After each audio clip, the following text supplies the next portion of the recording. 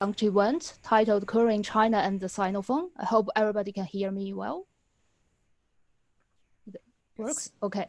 So please do notice that this event will be recorded. So if for whatever reason you do want your names or your faces to be recorded, please contact our event helper, Christine, by inputting your request in the public chat box so we can add you out. Okay. So I'm Jamie Zhao, the moderator of this event and also the discussant for Hongwei's book. I feel thrilled and grateful to see many familiar faces, names, and good friends in the participant list who just joined us from perhaps different parts of the world. Thank you for your great interest and support for the event and for the fields of Queer Sinophone Studies and Queer China Studies. So this event is co-sponsored by the Department of Comparative Literature, the Committee on Gender Equality and Diversity, the Center for the Study of Globalization and Cultures and Gender Studies at at Hong Kong University. So here I would like to say thank you to the chair of CGED, Professor Gina McGaddy, and our two wonderful helpers from Hong Kong U, Christine and Georgina, without whose great support and help, the event wouldn't have been possible. This event aims for celebrating and discussing the two newly published books. One is the co-edited collection, Keywords in Queer Sinophone Studies, co-edited by Howard Chiang and Alvin Wong. Both are here to further discuss the book with some of its contributors. The second book, the other book, is the monograph, Queer China, Lesbian and Gay Literature and Visual Cultures Under Post-Socialism, authored by Hongwei Bao. I will provide further details of today's speakers in a minute. So both books were published this year in the first half of 2020 with the press of Routledge. The book event will last roughly 2 hours and contain 2 parts. The first session will focus on the keywords volume, in which we'll have the co-editors and chapter authors to introduce us the conceptual framework and the approach of Queer Sinophone Studies exemplified by the rich contributions included in the book. The second session of the event will move to the monograph Queer China. The author Hongwei Bao and myself will discuss the book. Before we move to the first session, I will take the privilege of chairing the events to raise some general questions for all the speakers as well as our audience to perhaps think about. We started to conceptualize the event because we all feel the year of 2020, despite it has been so depressing, disastrous to many of us, it remains a super productive year for Queer Sinophone and Queer China studies. We, in fact, can see an emergence and rapid development of these two fields since the past decade. For instance, two books we discussed today are some sort of sequels or advancements of the editors and authors' previous scholarly work. For example, in 2013, Howard co-edited the first book linking together studies of queerness and the Sinophone titled Queer Sinophone Cultures. Also in 2018, Hongwei published his first monograph, Queer Comrades. This is also the first book exploring gay identity and queer activism in PRC from a cultural studies perspective.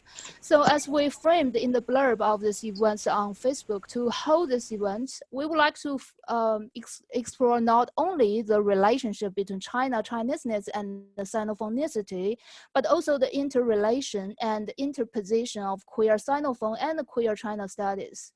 In other words, what the future directions of these two fields, and can we include China in Queer Sinophone studies to explore the doubly, even triply marginalized groups, such as the two often intersected linguistic, ethnic, gender, and sexual minority cultures. I think perhaps our speaker, Alvin, and later Hongwei might have something more to say about this, because I know Alvin in 2018 published a paper in Interventions titled Including China, Postcolonial Hong Kong Sinophone Studies and the Gendered Geopolitics of China Centralism. In the piece, Alvin discussed not whether we should, but how we could include China in the ever-productive task to decenter the hegemonic aspect of Chinese-ness. Also in Hongwei's book, somewhere he discussed Tibet and also used the word sinospheres multiple times. We can certainly address this further in the second session of the event. So now let's start the first session. I will briefly introduce our speakers in the first session dedicated to the keywords volume. We have 4 speakers for the first session. We have the first editor of the keywords volume, Zhao. Howe is one of the most productive young scholars I ever known. He's currently associate professor of history at the University of California, Davis. He's the author of After Eugenics, Science, Medicine, and Transformation of Sex in Modern China, published with Columbia University Press in 2018, which received the 2019 International Convention of Asia Scholars Humanities Book Prize. He also has another book titled Transtopia in the Sinophone Pacific that will be published with Columbia University Press again in 2021. We also have the second editor of Keywords Volume here, Alvin Wong, who's currently assistant professor in the Department of Comparative Literature at Hong Kong University. He's also super productive and has many papers published already. He's currently writing a book titled Queer Hong Kong as Methods. Alvin has published in journals such as Journal of Lesbian Studies, Gender, Place, and Culture, Culture Theory and Critique, Concentric Continuum, and Cultural Dynamics, and in edited volumes such as Transgender China, Queer Sinophone Cultures, and Hong Kong Keywords. Our third speaker will be the one of the Keywords volume contributor, Miguel Antonio Lizada is currently a PhD candidate in comparative literature at Hong Kong U, where he's completing his dissertation on post-1997 gay cinema of Thailand, the Philippines, and Hong Kong. His research areas are postcolonial, queer theory, Southeast Asian literature, and pop culture. He's also a creative writer and an occasional theater actor. Our last presenter of this session is the Keywords volume contributor, Lucetta Cam. Lucetta is associate professor in Department of Humanities and Creative Writing at Hong Kong Baptist University. She's also the author of Shanghai Lala's Female Tongzhi Communities and Politics in Urban China, published with Hong Kong University Press in 2013. The Chinese edition of this book was published in 2015. Her current projects include the transnational mobility of queer women from China and the inter-Asia queer fandom in Taiwan of the all-female Takarazuka review in Japan. So with no further ado, I will hand the stage back to Howard and Alvin. There we go. Before I let Howard start introducing the volume, we'll do that together and taking turns. This is just the timetable schedule for today. So I know people might be, hopefully most of you stay with us for the entire 2 hours, but we know people might be swimming in and out. So this is just for your reference. And I'll turn the table to Howard right now. Hey, thank you, Jamie, for the wonderful introduction. And I want to begin by thanking the various units at Hong Kong U for organizing this event and making this happen. It's actually very rare for the different panelists to be together on a panel like this. To some extent, we're coming from different continents and we're in different time zones. So this is actually a very unique opportunity. Alvin and I thought that what we'll do to start us off is to kind of introduce the conceptual and theoretical framework of the book. So we will be kind of sharing with you some of the materials from the introduction to the keywords volume. And then we'll let each speaker to have some time to talk about the specific keywords that they focus on. So for the introductory remarks part, Alvin and I will share that function. So let me begin first. Keywords in Queer Sinophone Studies is the first systematic endeavor to acknowledge the existence of a field of knowledge called Queer Sinophone Studies. The naming of this field proceeds on 2 key assumptions that we hope readers will find convincing: that there are many conceptual convergences and affinities between queer theory and Sinophone studies.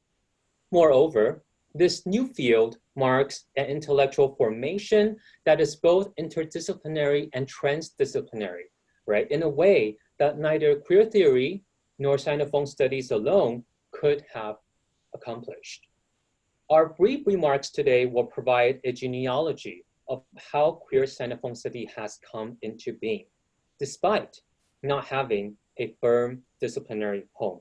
The final part of our introduction will show that the keyword approach might well be the new thing, as keyword itself has been undergoing a kind of renaissance, an afterlife, especially among scholars in cultural studies, Hong Kong studies, and Taiwan studies.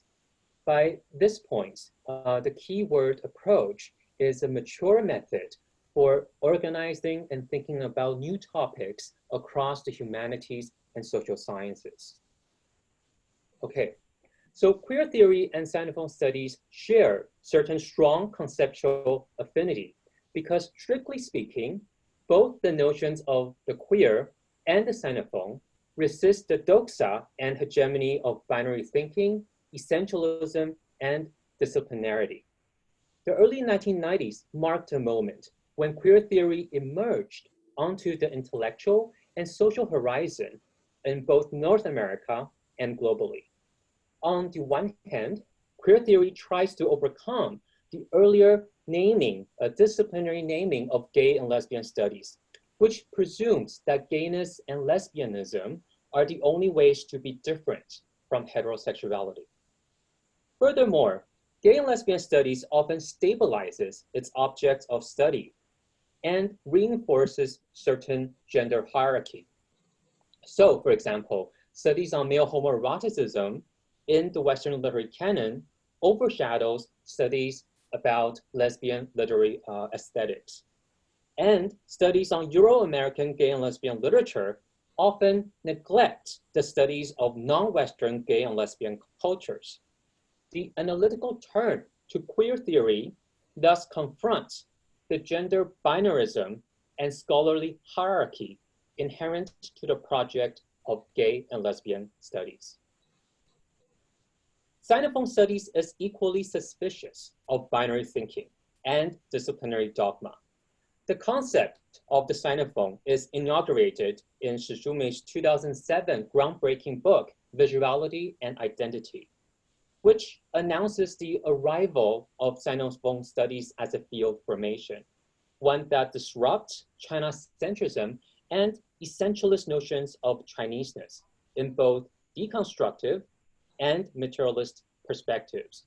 So for Shi, Sinophone refers to, quote, a network of places of cultural production outside China and on the margins of China and Chineseness, where a historical process of heterogenizing and localizing of continental Chinese culture has been taking place for several centuries. I probably have rehearsed that quote over 100 times in my career.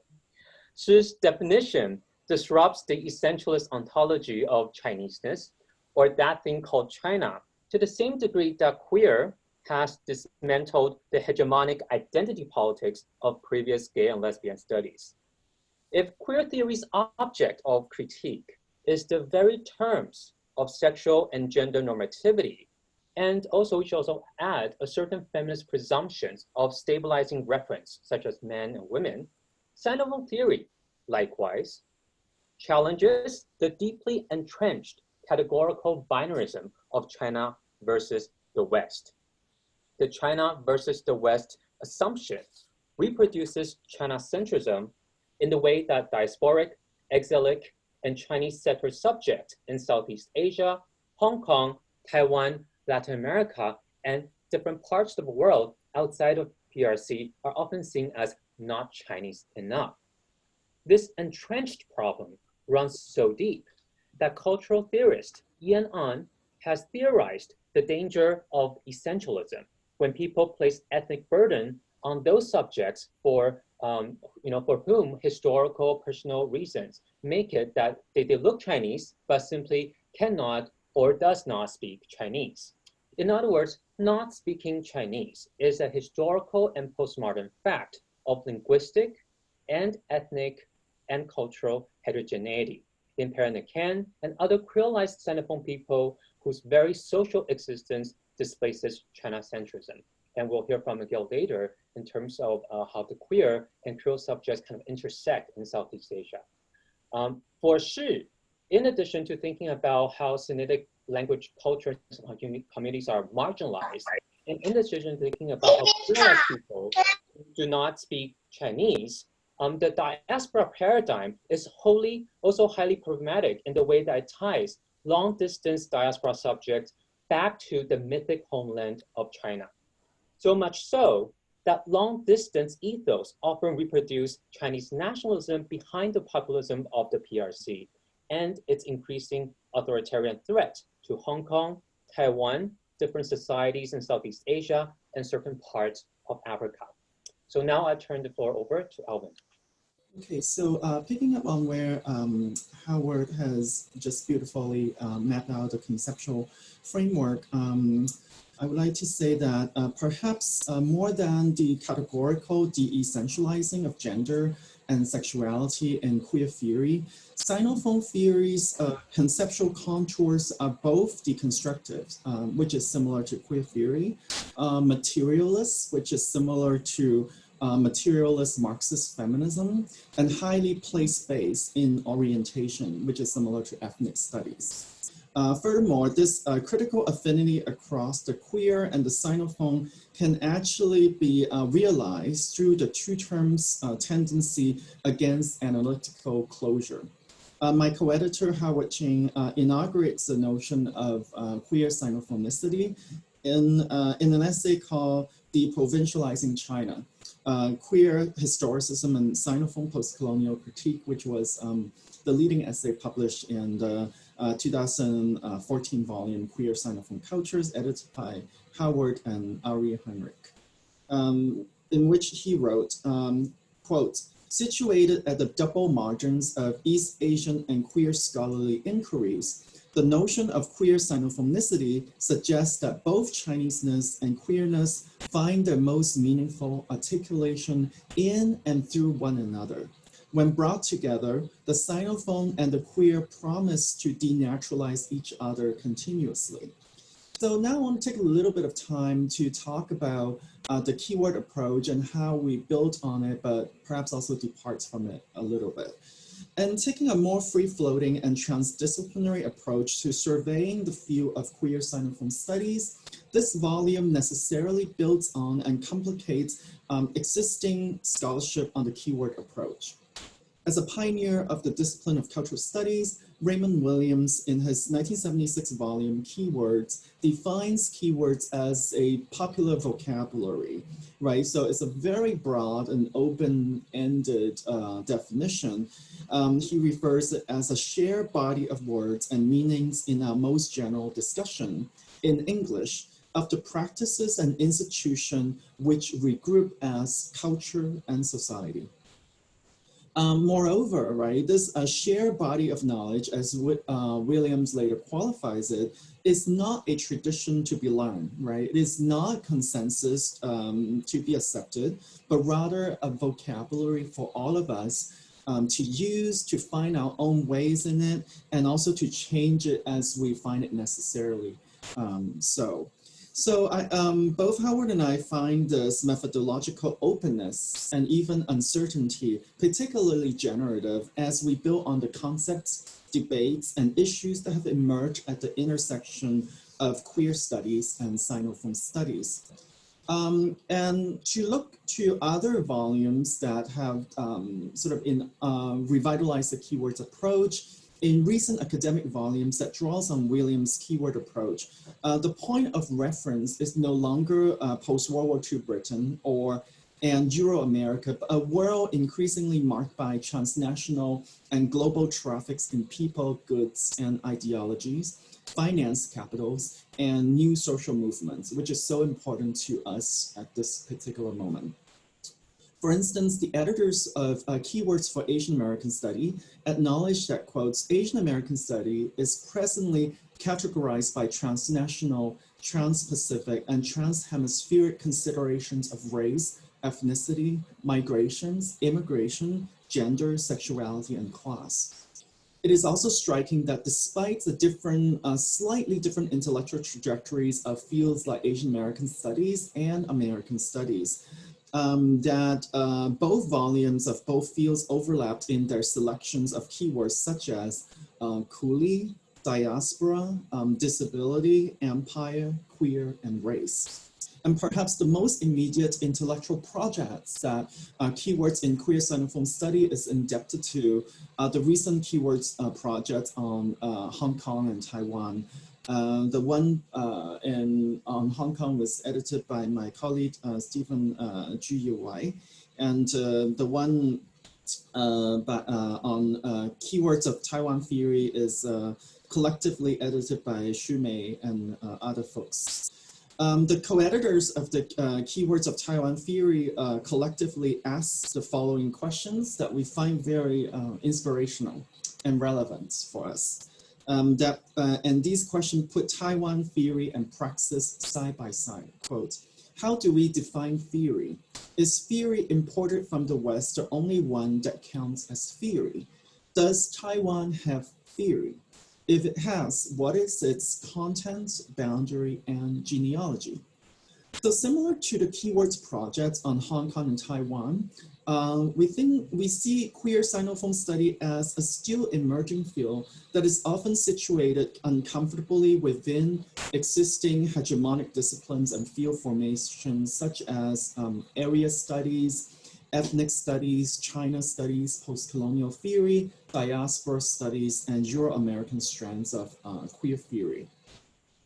And perhaps precisely given this multiple marginalization, queer Sinophone study, like Taiwan theory, also needs to urgently rethink its content, boundary, and genealogy.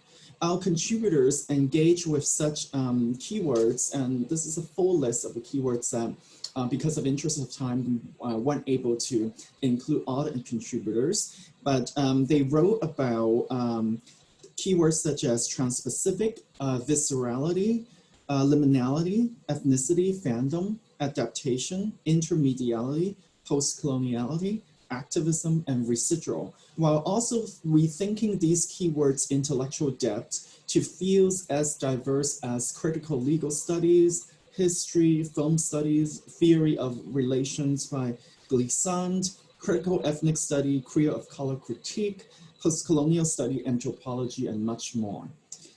Queer Sinophone study in this way takes pride in testing uncharted territories and also points of overlapping that exist in between disciplinary formation. We are very happy today to have 4 contributors with us. Howard, next after this introduction, will talk about the keyword residual in relation to transgender rights in Hong Kong and beyond. Miguel will discuss the keywords liminality in Filipino cinema. I myself will discuss the keywords postcoloniality in relation to Hong Kong cinema, and Lucetta will present on the keyword fandom. So without further ado, I'll turn table again to Howard. Okay, so thank you, Alvin. That's a very beautiful introduction to why we selected on the keyword method to frame this volume. Okay, so I'm actually very cautious of time, so I'll try to keep my comments short to be able to let the other panelists to present on the keyword. So I'll just give you a really quick sense of what my chapter is about and how it builds on this keyword of residual and what do I mean by that. So I don't have a PowerPoint presentation to share, but I do have one image. This is the image that I include in my Transtopia book, and this is the only image that I have. And unfortunately, you're stuck with my face for the remainder of the talk. So let me share with you this. Can you guys see the image? Yeah. Okay.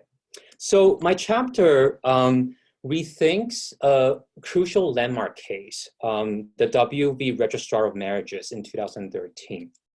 I'm not sure how many of you have heard of that legal decision, legal ruling. But just to give you a sense, a synopsis of what happened, the protagonist, Miss W, who was a Hong Kong resident, entered the world as a boy, but was subsequently diagnosed with a gender identity disorder. She began her medical treatment in 2005 and completed her sex reassignment surgery in 2008. So as Zhang Ernie has suggested, we actually know very little, next to nothing about Miss W. We don't really have a picture of her. And in some ways, I think that's actually a good thing.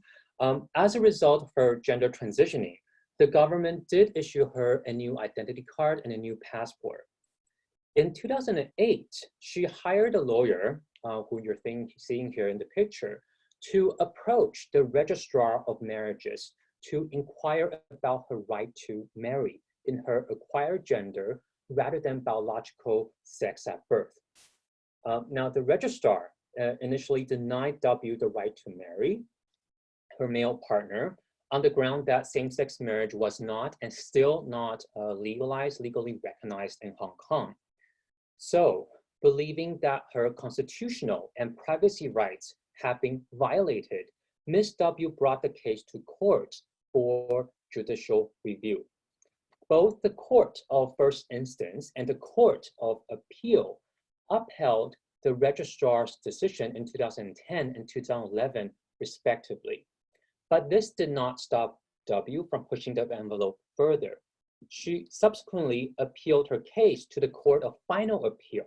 And on May 13th, 2013, which is the date of this photograph taken, in a 4-1 decision, the Court of Final Appeal overturned the registrar's initial decision and held that W could now marry her boyfriend. By the way, in a separate article, Lucetta actually has commented on the distinct divergence between the Court of First Instance and Court of Appeal on the one hand, and the kind of decisions laid by the Court of Final Appeal. So it's actually kind of interesting development in Hong Kong to think about the legal history. The W case has been widely perceived as a landmark judgment that grants trans people in Hong Kong the right to marry in their acquired gender rather than biological sex at birth. And I believe that there's much to be commended about the ruling. And if you read the work of John Ernie, he's actually much more sympathetic toward the outcome of the ruling than I am here. I just think that from the perspective of cultural critique, there is another way of looking at this case, especially from the geopolitical position of Hong Kong. And I want to stress, really, the danger of eclipsing how homophobia and transphobia mask one another when the state's interest in trying to set them apart articulates itself in definitive court decisions like this one. In the legal deliberation of W, the liberal framing of transgender marriage rights engenders what I call the polite residuals of heteronormativity. These residuals figure the advancement of queer interest by hiding certain forms of gender and sexual oppression within a broader outlook of political progressiveness. So I use the keyword residual to signal the post-colonial contingency of regions such as Hong Kong, to alert to the ways in which traces from past colonial regimes reside in contemporary Sinophone communities and cultures, right? So this form of residing in is always already conditioned by the post-colonial present. In the case of W, Hong Kong's precarity is characterized by its struggle with the growing global hegemony of the PRC state, at the same time proceeding through the reification of difference and protection by the Hong Kong basic law system. So residual might also be conceived in this case as the lingering gender and sexual coercion that Sinophone agents continue to come to grips with and try to overcome. So in the article, I go into more detail the kind of European jurisprudence history, especially certain landmark decisions made by the European Court of Human Rights. So that's the basis on which the W case was built. And also going to talk about several reasons why I think the W case actually engenders what I call the polite residuals of heteronormativity. I think first, it's quite obvious that the decisions ultimately, right, perpetuate ideologically rather than troubles the homosexual heterosexual binary, right? What remains unchallenged is in this appeal of W is the strict definition of marriage as a union between a man and a woman. So cross-sex desire continues to be naturalized through judicial conversations on transgender rights. Both the judges and W and her legal representatives were made it very clear that the case had nothing to do with overturning a heterosexualized notion of marriage. So on top of that, I think the second reason the W case represents the polite residuals of heteronormativity is that it kind of elides the radical potential of the notion of trans itself. The argument put forward by W's legal representative teams absorbs the immensely disruptive power of trans into a fixity and boundedness of gender. I think the W case ultimately fails to bring the fluid ecology of gender to bear on the juridical lexicon of kinship rights. I think a counterpoint to my argument, and perhaps some might consider this kind of a saving grace in all of this, lie in the judge's decision to endorse the UK Gender Recognition Act of 2004. So for those of you who are not familiar with the Act, basically the Act does not lay down a bright line test for when a transsexual person does or does not qualify for recognition in his or her acquired gender. So what that means is that rather than drawing an arbitrary line in the transitioning process to serve as a limit test, this approach determines legal gender status on a case-by-case basis through an expert panel.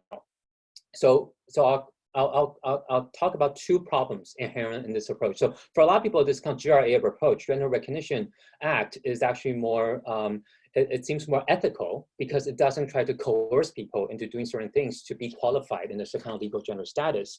But the first problem with this approach is that it reauthorizes the same legal and medical regimes that have subjected trans individuals to oppressive scrutiny in the first place, right? You can tell that the GRA approach prioritizes the power of medical and legal authorities over the voice of gender-variant people. And that's also under the precondition that maybe legal sex determination is even desirable in the first place. Ultimately, I think from a Sinophone perspective, the GRA method undermines the subversive potential of Hong Kong as a region kind of situated at the intersections of British post-colonialism and the PRC's growing global dominance. So Alvin has more to say later on Hong Kong's post-coloniality. From the perspective of critique, it's not going too far to suggest that this strategic recourse to the GRA approach merely reinforces the West as a normative frame of intelligibility. In some ways, this approximation of British legal practice in the Sinophone region resuscitates the static binary of China versus the West, and by extension, obscures the powerful queer regionalism of Hong Kong. So in the way that the case tried to fight for the state recognition of transsexuality, W.V. Registrar of Marriages instrumentalized a limiting legal and geopolitical apparatus that resists the more open-ended, flexible, and egalitarian definition of transness. When trans expressions become complicit with heteronormativity, they lose their articulatory function as the pivot of resistance. So to conclude, the polite residuals of heteronormativity, in my account, capture kind of a twofold process. One is the lingering presence of discrimination hidden in ostensibly emancipatory discourses, and two, that the claim of sexual minority rights through the remain and grip of European jurisprudence logic. The post-colonial predicament of Hong Kong stations the precise threshold of possible queer intimacy. Thank you.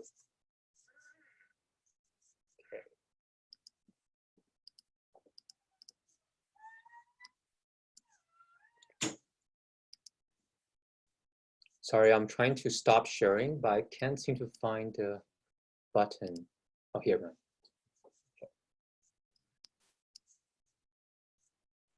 Next, so let's turn the floor over to Miguel. Thank you. Can you hear me? Okay. Yes. So let me just share my PowerPoint. Can you see my PowerPoint? Yes. All right, thank you. Okay, so first of all, thank you very much to Alvin and Howard for having me in this volume. So I was invited to talk about my keyword, which is liminality, and particularly queering Chinese-Filipino liminality. And I wanted to include that in that the conversation the book. So just four things for this talk, for this brief discussion of the talk, of the chapter. So I want to first talk about the larger context of the project. And secondly, of course, I want to build on the idea of Chinese-Filipino identity as a liminal one. And it's something that I myself did not conceptualize, but if you survey a lot of works actually on Chinese-Filipino identity, this is a theme that actually recurs again and again. And I will argue later on how it is very much connected to its economic position, the economic position of Chinese Filipinos, and some representative Chinese Filipino cultural texts, and then I will proceed with a brief discussion on my chapter. So the larger scholarly engagement that I wanted to talk about was to examine the role of representations of sexual minorities in the production of Chinese Filipino cultural texts within larger geopolitical contexts, such as the circulation of cinematic texts, the rise of East Asian economies, and personally, it's also part of my larger scholarly concern regarding locating the interface between political economy, sexual politics, and the production of cultural texts. One way actually of going about this, and this is something that came out recently in a conversation with certain friends, is when we talk about Southeast Asia, I think it's also important to talk about the Southness of East Asia, right? In what sense can we say that in what ways can we say that Southeast Asia is the South, so to speak, of East Asia, and what do these actually mean? To begin with, for those who are not familiar with with the Philippines and Philippine economic culture and all of these things, Chinese Filipinos basically, in many ways, run the Philippine economy.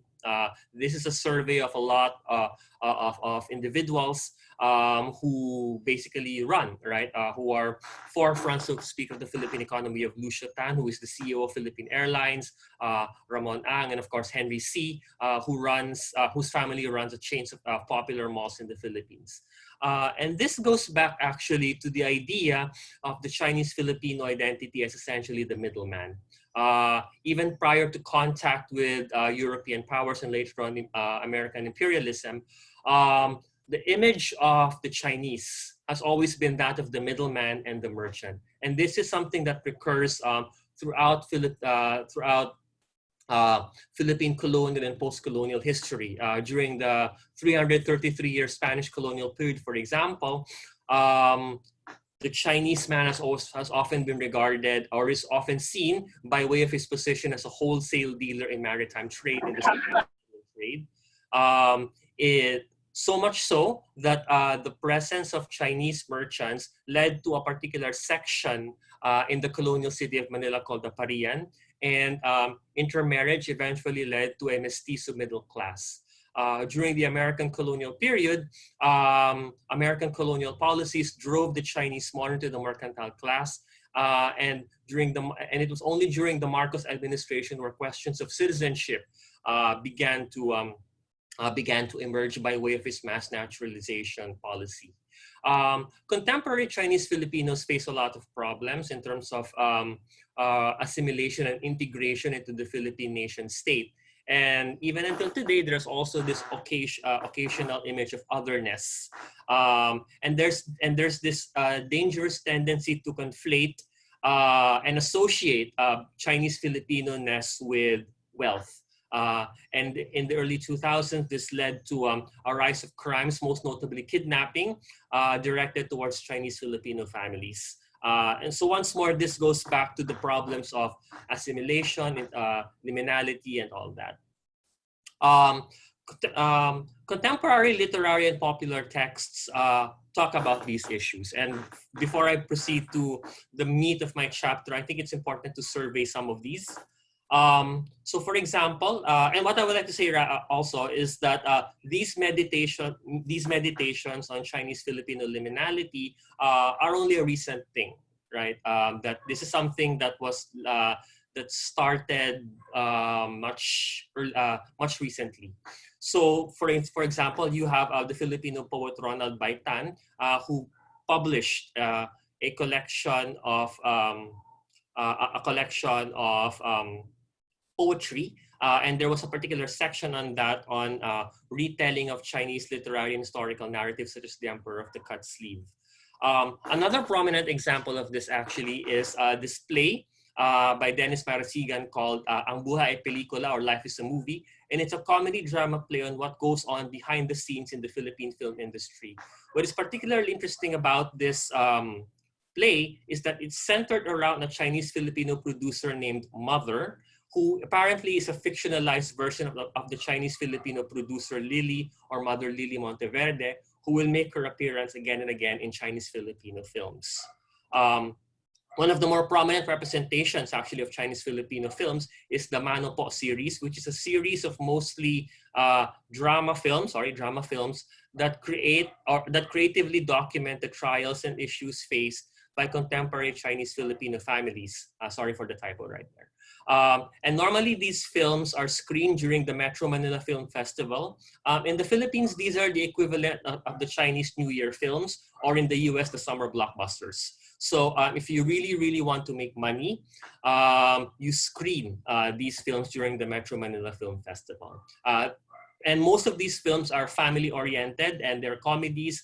And I think that what is important here is that this is screened during the Christmas season, where a lot of overseas Filipino workers come home for Christmas. And that is where all of these films are screened. And once more, these films highlight issues associated with liminality, including alienation and assimilation. So a core question of my chapter really is, how can this liminal experience be activated as a queer framework in the analysis of selected films that may be linked to the Chinese, Filipino, or Sinophone experience? So I chose 3 films. The first one, interestingly enough, is called Pusong Mamon, or Soft Hearts. And it is an adaptation, or a loose adaptation, of The Wedding Banquet. And actually, if you take a look at the poster, you see certain similarities of that. It's a retelling of The Wedding Banquet, but this time it is set in Manila in the aftermath of the Asian financial crisis. Now, what is interesting about this film is that there are no visibly Chinese or Chinese Filipino characters. And what I would like to show is that the thematic concerns and rubrics for emancipations from The Wedding Banquet function as a framework for a meditation on queer sexual politics. So in other words, the queer Sinophone, or the queer Sinophone experience, functions as a framework for sexual politics. And that for me, and I found that particularly interesting in this chapter.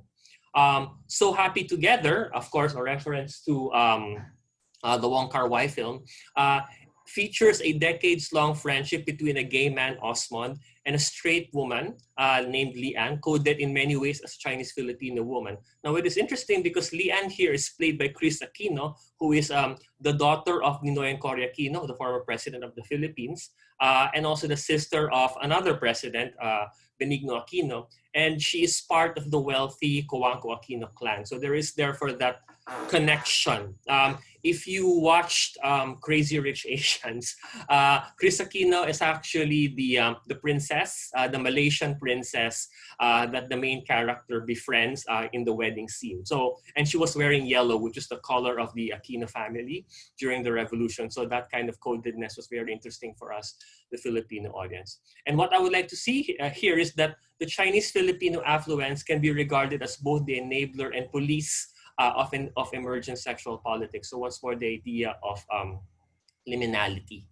The third one is Manopa 4, or A Co-Legal Wife, or I Legal Wife, which is a parody, right? I talked about the Manopa films earlier on. So it utilizes the plot of the family drama of Manopa 2, where 3 women in the life of a wealthy Chinese migrant confront various issues after his death. In Manopa 4, the businessman is still alive and grooms his son with his legal wife to be the heir to his wealth, all while teaching him to be a masculine playboy.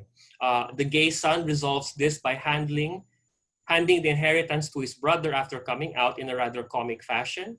And one of the things that I wanted to explore here is how gay identities are possible, but it must still respect the power of the Chinese-Filipino patriarch and what that wealth implies.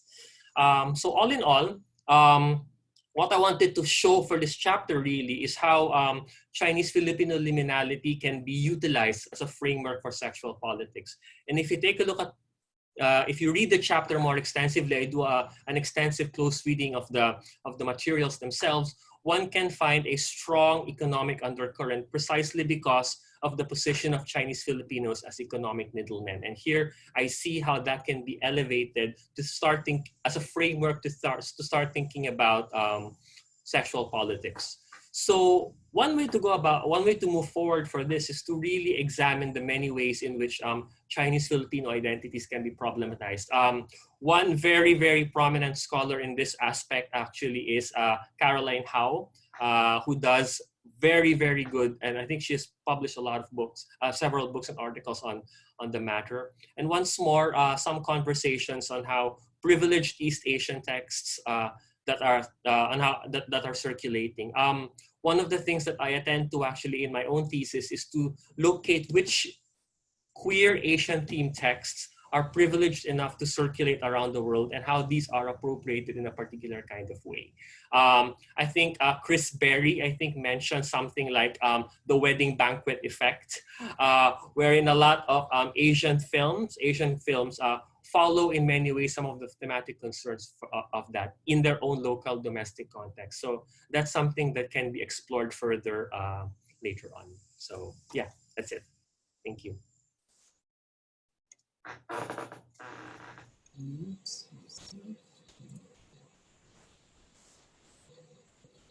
Let me share my screen. Okay. So I think everyone can see it. Okay. All right. So I'm really glad to be following the conversation on the post-colonial and also on Miguel's beautiful presentation on the liminality of the Chinese Filipino Sinophone middleman.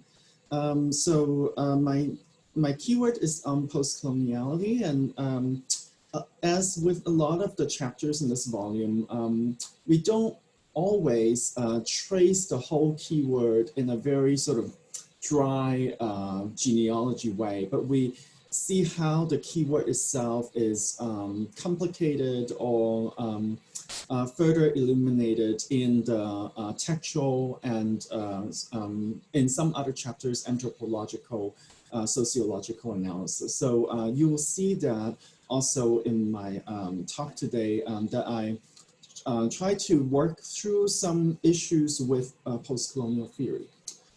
Within post-colonial theory, Hong Kong is often cited as an exception, as an anomaly because the once colonized city is in many respects far more modern and developed than its motherland, that is the PRC, in the post-1997 landscape. And this issues of economic competition is still very much in the air now. Thus, for cultural theorist Akbar Abbas, Hong Kong embodies what he calls displaced chronology or achronicities. It is the post-coloniality that precedes decolonization. Hong Kong's gradual incorporation into the geopolitical governance of the PRC also indicates a transitional cultural politics that GUY terms loss in transition. So in his book, Loss in Transition, and more recently Found in Transition, he talks about it in terms of political governance, in terms of the decline of cantopop, and how to negotiate oneself beyond the language of hybridity that we often tend to, it's like the go-to language for post-colonial theory. So I can see Drew's work also moving beyond that, that kind of post-colonial theory. However, the language of post-colonial hybridity, disappearance, and loss might be symptomatic of a broader set of concerns that run deep in any study of post-1997 Hong Kong, which is the impossibility of approaching Hong Kong without conjuring up the equally elusive entity called China. And again, we see it happening in this very moment. Ray Chow's expansive body of work on Hong Kong culture has also drawn our attention to the late colonial situation of Hong Kong being caught between two colonizers, which is a doubleness that includes, on the one hand, a nostalgic view of British colonial glory and gift of modernization to Hong Kong. And you see that a lot happening in the protests now, right, with the flag and all of that. And of course, the other view is a more cautionary tale of China's new authoritarianism, which some might call a form of internal colonialism. Conceptually, the Sinophone in Xu Meishu's framework provides a multi-directional theory that moves beyond binary thinking. The Sinophone quote, this is one of those quotes that, like the one that Howard was quoting from, is cited quite often. The Sinophone can be a site of both a longing for and a rejection of various constructions of Chineseness. It can be both a site of nationalism of the long-distance kind, anti-China politics, or even non-relations with China, whether real or imaginary. So I'm interested in unpacking a little bit more what might it mean to visualize this non-relational aspect.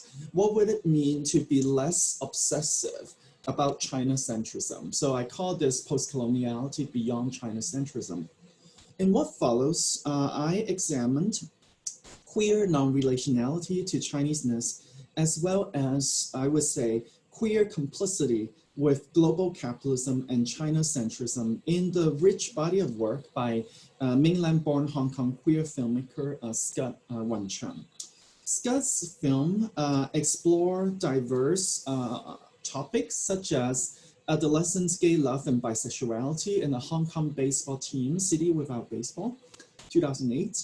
A queer coming-of-age story of financial success and lamentation on life, death, and queer love, as in Permanent Resident, which my talk will focus, mainly focus on today, a fatal romance between an Australian cosmopolitan gay man and a local working class man that verges on mysticism and postmodernism in Amphetamine in 2010.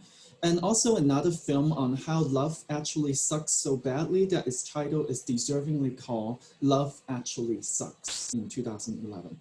And he has a long list of other films such as Vow Age, and also 30 Years of Adonis. Those are also highly postmodern and very interestingly, most of them has a lot of nudity in it. For the interest of time, I'll focus my discussion on film Permanent Resident. So Permanent Resident Wing Gao Gui Lang begins with a close-up shot of a page in a diary, indicating that today is already June 13 of 2047, which oddly coincides with the years when Hong Kong's promised high degree of economic and political freedom or autonomy will come to an end as stipulated in the Sino-British Joint Declaration in 1984. This futuristic outlook is overladen with an obsessive narration of the gay male protagonist Ivan, played by newcomer Sean Lee. And the film very much focused on his childhood, his close relationship with his grandmother in Guangzhou, and so on. The rest of the film narrates Ivan's childhood in mainland China at the end of the Cultural Revolution, his coming of age adolescence in Hong Kong, and his successful career as an IT software engineer. In fact, he becomes so successful that he's featured in a TV interview with another fellow gay engineer, Josh, whom he shares a brief fling. Eventually, Ivan would meet the love of his life, Vincent, played by Osman Hong of the local band EO2. Ivan and Vincent's romance verges on bisexuality and revolves around the tragic dilemma of a gay man, Ivan, falling for a straight boy, Vincent. Ivan's love for Vincent is further frustrated by the fact that while Vincent is willing to let Ivan anally penetrate him as a bottom, he never succumbs to Ivan's request to penetrate him. So this is a kind of strange, perverse logic, right? So in a way, refusing to assume the role of a top is another way for Vincent to keep his heterosexuality intact. The film ends with Winston committing suicide due to unconsummated love with Ivan briefly after their reunion later in life. Years later, in 2047, Ivan comes up with a plan to die in a coffin designed by himself in a luxurious house in Hong Kong, thus alluding to the film's titles of Permanent Resident. Some film critics have pointed out the self-indulgence of the film, given the fact that Ivan's trajectory as an IT manager turned filmmaker closely resembles that of the filmmaker Scott's own life. Central to the cinematic intersection of queer love with the return of Hong Kong to China is the role of queer complicity with capitalist norms. I'm happy to see a lot of connection to Miguel's talk yesterday. He gave a really excellent talk on homonormative economic familialism. So there's also a lot of issues of queer complicity, homonormativity, and neoliberal norms. And specifically, the color saturation in the first 15 minutes of the film is often gloomy and even shot in black and white, which portrays the birth of Ivan in a village in Guangzhou. The quotidian aspect of early life includes details of Ivan's aging grandmother who spoils him more than his mother, Ivan's obsession of writing diary, which begins in high school in Hong Kong when he learns the theory of Darwin's natural selection and believes that somebody in the future might possibly resurrect his memories, his good genes, and lead to his own rebirth. So it's very narcissistic in many ways. His diary also records such monumental and small details that traverse the historical and the personal, including Deng Xiaoping's announcement to implement one country, two systems doctrine in Hong Kong in 1984. And I'm quite, maybe not so surprised by how much actually this film resonates with the current moments now. Mike Tyson becoming the new heavyweight world champion in 1986, and the queer local history of the 1991 decriminalization of sodomy in Hong Kong. At work, Ivan models a workaholic homo economicus lifestyle. He turns down invitation for dates from his fellow female coworkers, and indeed outperforms many of his white expat colleagues. So this is a sharp departure of coloration, which happens around 13 minutes into the film when Ivan finally purchases his own apartment, which coincides with a shift into full bright coloration. He is so thrilled that he takes off all his clothes, runs around the empty but well-designed apartment, and even flexes his muscle naked while facing the Victoria Harbour in the middle of the day. So I would argue that queer complicity with neoliberal market logics heavily conditions the intimate relationship between Ivan and Winston, even as their romance forges cross-border networks of queer kinships and affiliation. And for instance, Ivan was confronted by Israeli IT engineer Josh, Ivan's queer confidant later in the film, with the question of whether he is gay or not during the TV interview. And ever since then, Ivan suspects that maybe he displays some really gay or sissy characteristics, and he wanted to sort of butch up, right? So since then, he bends on working out his muscular body even more. And this is the scene when, during Ivan's and Winston's first erotic encounter, which happens in a local elite athletic facility called South China Athletic Association. In the sauna room, Winston, which is on the right, here, the tan and equally muscular guy suddenly performs several flying roundhouses and drops his towel, revealing his full frontal nudity for Ivan's and the viewer's visual pleasure. So that this kind of thing, sort of, you know, casual display of full frontal nudity, in fact, happens a lot in Scott's film. And he, in order to audition for his film, to perform, to be cast in his film, you have to actually strip naked in a lot of the audition from some journalism that I read. The two strike up a conversation after the gym, and they decide to deepen their friendship again another night by swimming naked in possibly the Repulse Bay area in Hong Kong. I argue that with reference to Permanent Resident, but also to his other film, Amphetamine, that the film offers a most powerful visual entanglement of queer complicity and worldly intimacies when it connects disparate locations such as Hong Kong, Thailand, and Israel, which are sites that have endured various colonial forces or still practice brutal settler colonialism. Right after Ivan's grandmother passed away in Guangzhou, he needs emotional support, but Winston only aliens Ivan's further while talking about the need to marry his girlfriend in mainland China because he is, after all, a real heterosexual man, whatever that might mean.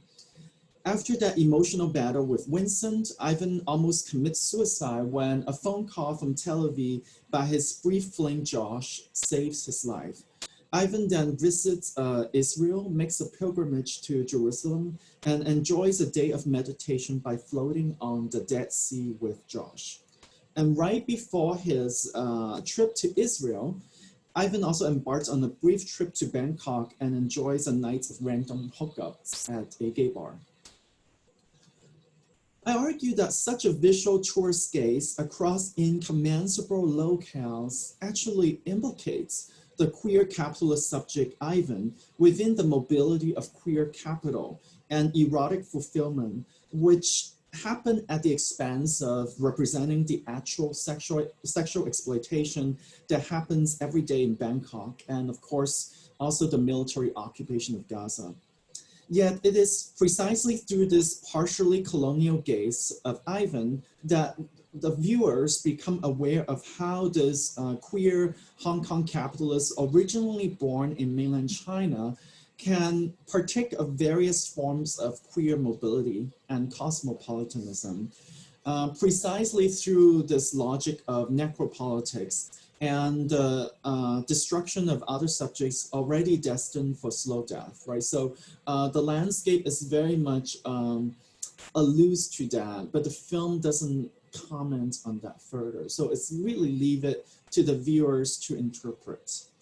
In doing so, Scott's films ironically reminds us that the permanent resident of some queer and LGBT are in fact co-constituted by the unending rootlessness, unbelonging, and the production of valuelessness of other queer subjects. Permanent residence in its aesthetic lamentation on death, Hong Kong, and ongoing violence in other parts of the world thus recalls Xu Meishu's definition of the Sinophone as a place-based cultural practice through this visually absent yet present view on love, colonial occupation, pinkwashing, and necropolitics. So to conclude, by invoking the moniker of postcoloniality beyond China centrism, my talk attempts to break out of the cultural logics of and the perpetual obsession of arguing whether Hong Kong is included or excluded by China, or whether Sinophone studies in the case of Hong Kong should include or exclude China. A queer Sinophone studies informed by minor transnationalism can make visible the inextricability of mobility, queer cosmopolitanism, and the ongoingness of neoliberalism and settler colonialism, both symbolically and materially, both in and out of Hong Kong. More urgently, it links Hong Kong queerness and the Sinophone to the expansive web of colonial histories, displacement, and intimate crossing of bodies and desire that Lisa Lowe terms the intimacies of four continents. To account for queer movements of body, sexuality, coloniality, and capital in our study of Hong Kong is to engage in the intellectual labor of creative comparison that entangles Hong Kong with the world through alternative methods of reading and alternative queer genealogies. So I'll just conclude with this remark and now turn to Lucetta, who will talk about the keywords of fandom. stop sharing. Oops.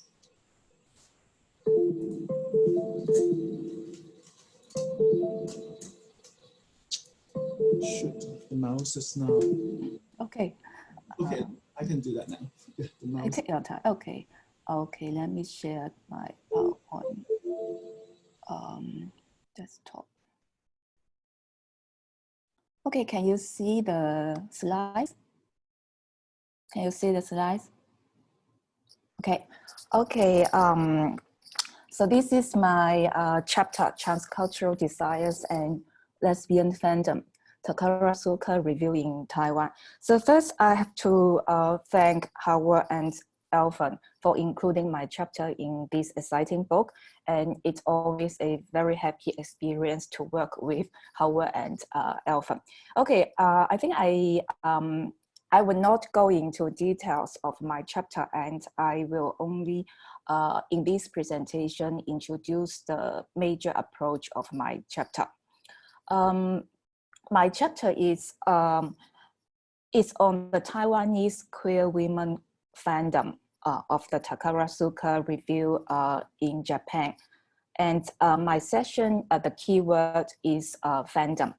So the emergence of transnational or deterritorialized fan communities of popular culture on the internet or various mobile platforms calls for an analytical framework that does not take nation states as a point of reference or is not based on territorial definitions of people, culture, spaces, or belongings. First, I think I will use 2 minutes to explain what is Takara Suka Review. Takara Suka Review is an all-female performing group founded in Japan in 1914. So it is over 100 years old. After the review received nationwide popularity, it started its overseas tours since 1938. It had performed in the United States, South Africa, Europe, Southeast Asia, Taiwan, Hong Kong, and China. It offered its first performance in Hong Kong in 1998, and China, which is in Beijing and Shanghai, in 1999, and Taiwan, the first performance was in 1913. Over its formative years, Takara Suka Review has gradually developed the divisions of Otoku-yaku, that is the male role performer, and Musume-yaku, that is the female role performer. So I will show you some pictures of these two roles, the male role performers and the female role performers, so you can get a sense of what they look like. So this slide is the poster of the first Taiwan performance in 2013. Okay, so this is the poster, and this is the leading role, Yusuki. This is the leading role, leading male role. And also this is the performance, the second performance in Taiwan in 2015. This is the promotional poster. Yes, this is the press conference of the second performance in Taiwan. And this is 2015, the second performance. The picture was taken by me. This is those fans in Taiwan. They are saying goodbye to the performers after the show.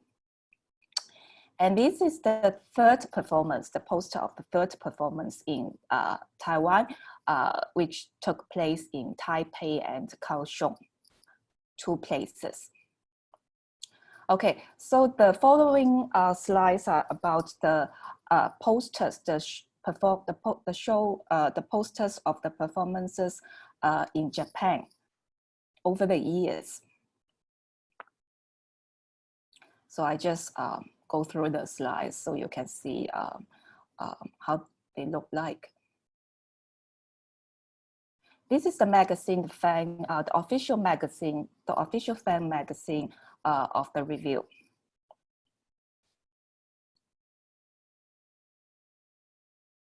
So this is the off-stage fashion style of the Melrose Performer. So this is considered as a casual style for them.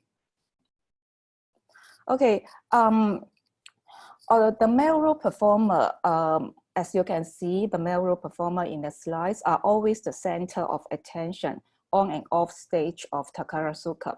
The Takarasuka gender aesthetics created and developed by generations of male top stars forms the core of the Takarasuka fandom. So it is always the Melrose performers.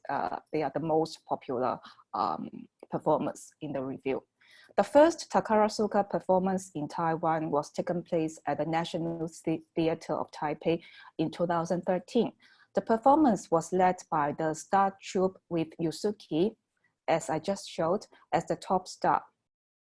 According to the official source, tickets of the 12 shows in Taiwan in 2013 were all sold out, and they have attracted an audience of 718,000 people. The second performance was in 2015, and the third performance in 2018 in Kaohsiung and Taipei. In fact, Taiwan is the first Sinophone society to get in touch with Takarasuka review through Japanese colonial influences. Its popularity in Taiwan can be traced back much earlier to the grandparents' generation of fans in present days. So back to the major approach of my chapter, Sinophone fan communities constitute a major deterritorialized network of cultural production and consumption in and outside Asia.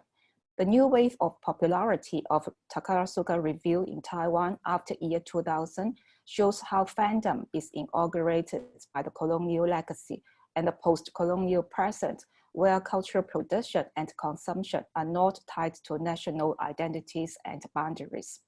The new generation of lesbian fans of Takarasuka in Taiwan actively engages in the production and articulation of queer readings and desires through a reservoir of new resources that are made available by the LGBTQI+ movement and queer fan communities. The framework of Sinophone directs us to look at the roots rather than any fixed localities or geographic centers of cultural production and fandom. My chapter studies Takarasuka's lesbian fan culture in Taiwan and the production of queer desires. It looks at the lesbian fans of this newer generation of fans after year 2000 and try to understand their specific fan experiences in the context of contemporary Taiwan and through a Sinophone framework that highlights the transcultural flows of culture across and beyond national and ethnic boundaries. So these are the major focuses of my chapter. I situate this study in the context of the transcultural flows of popular culture in East Asia, with the focus of the articulation of desires, meaning production, and fan activities of local Taiwanese lesbian audiences. With the recent emergence of popularity of Takarasuka in Taiwan and the rise of local and transnational Sinophone fan communities, especially after the introduction of the internet, I intend to offer in this chapter these three areas of study. The first one is a brief analysis of the experiences of the new generation of fans in Taiwan after year 2000. The second focus is to discuss the discursive map of queer desires and popular culture in Taiwan in the context of the transcultural flows of popular culture in East Asia. The third focus is to sketch the lesbian fans and their activities in Taiwan. It is hoped to understand the production and circulation of queer desires in East Asia through a Sinophone framework that foregrounds transcultural influences and through Taiwan as a Sinophone society and a major site of queer desires and cultural production in the region.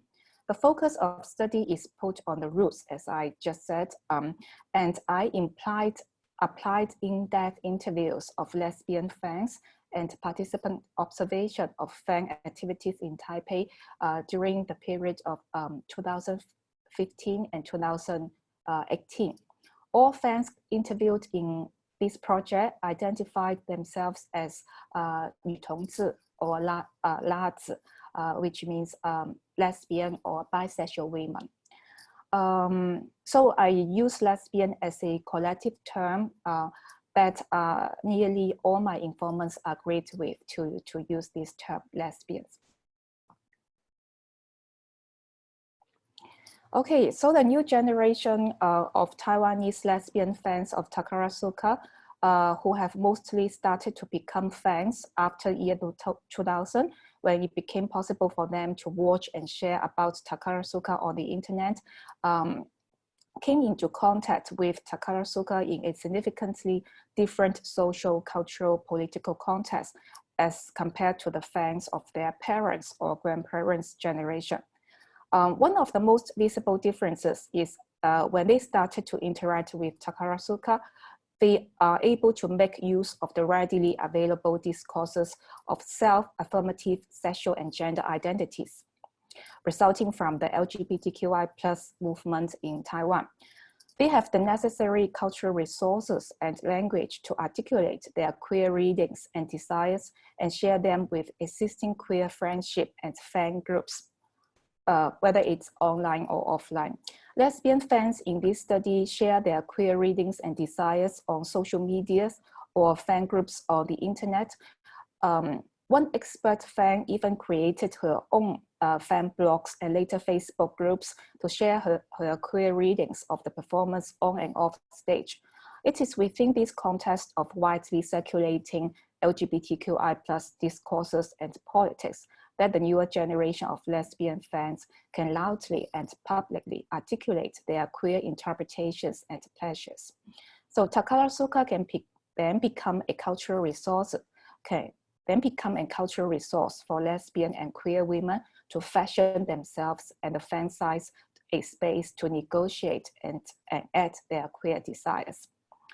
So I think I won't go into details of the analysis and discussions. So in my chapter, I divide the Taiwanese fans into the following categories. The first one is devoted fans. The second one is expert fans. They are the gatekeepers and the leaders, the KOL in the fan communities. And the third one is consumer fans. They spend a lot to buy all those products of Takarazuka and always make a trip to Japan, to Tokyo, to Osaka to watch the shows.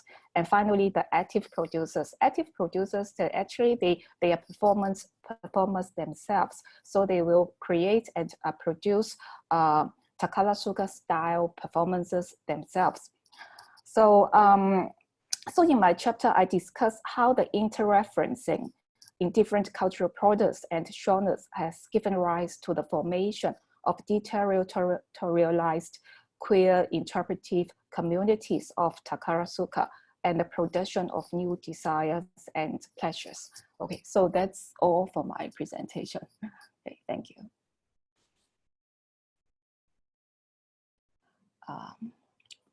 Sorry, how to,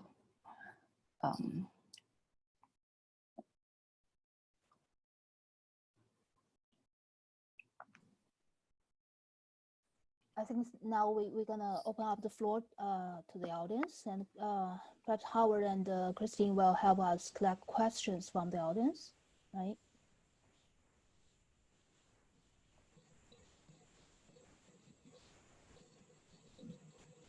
So I haven't really received any questions from the floor, but if you guys have any questions, feel free to either raise your hand or enter your question into the chat, and Christine will send it over to me.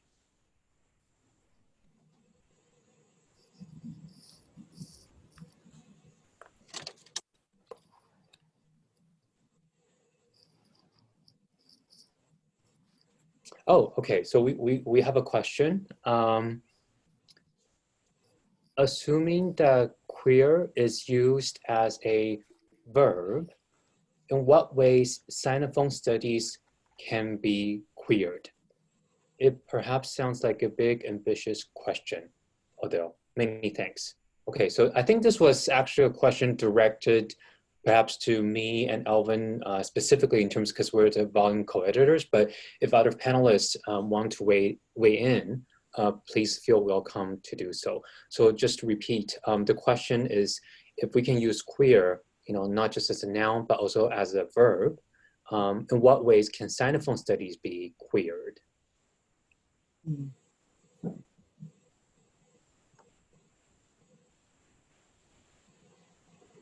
Any thoughts?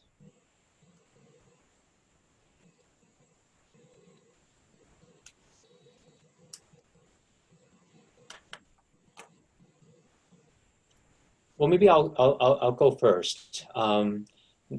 Just because I think that this is a very interesting question in the sense that it does kind of push us to think further about what kind of intersections we have actually explored in the field of queer Sinophone studies, and what does it mean to actually not take for granted, right, that queer Sinophone studies is in its existence, and that if you want to queer Sinophone studies in a way that departs from what it already is, I think this is a very good question.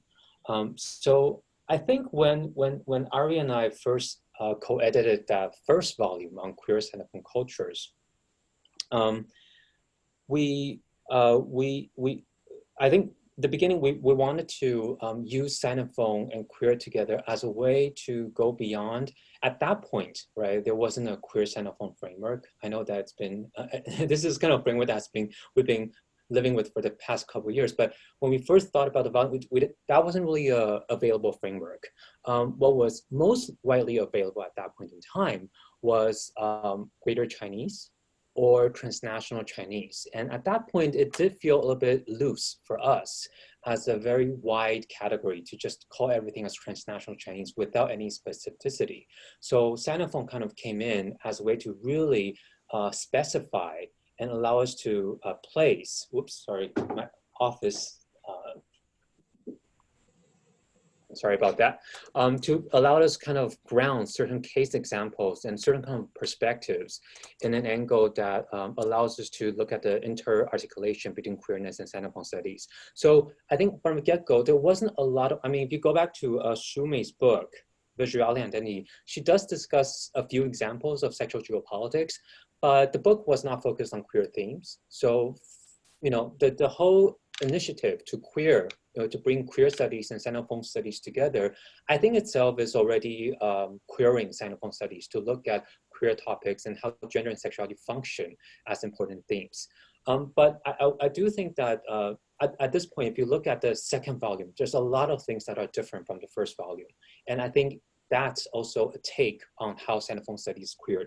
So at this point, we're no longer only looking at, for example, examples in literature and film studies and cultural studies. There's actually a lot of case studies that focus on different methods, including social scientific methods, but also different places as well. So Lily's and Zhifei's chapters actually go into Asia and America, which we didn't really were able to do in the first volume. And also, there's a chapter by Kyle that looks at Han-dependent relations, which is also something that we didn't quite get to do. So even if you just compare where we were with the first volume and the second volume, I think that also signals some kind of query. I don't know if there's any other panelists want to kind of weigh in at this point.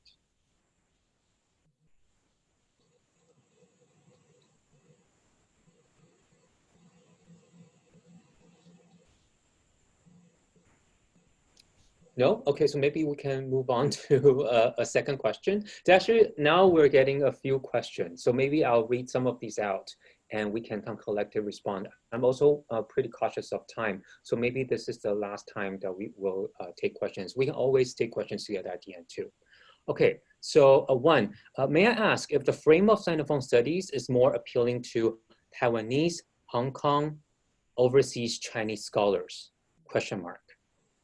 Okay, and the second question is for McGill. McGill, what is the sexual politics of the Chinese Filipino amidst other Filipinos, straight and queer?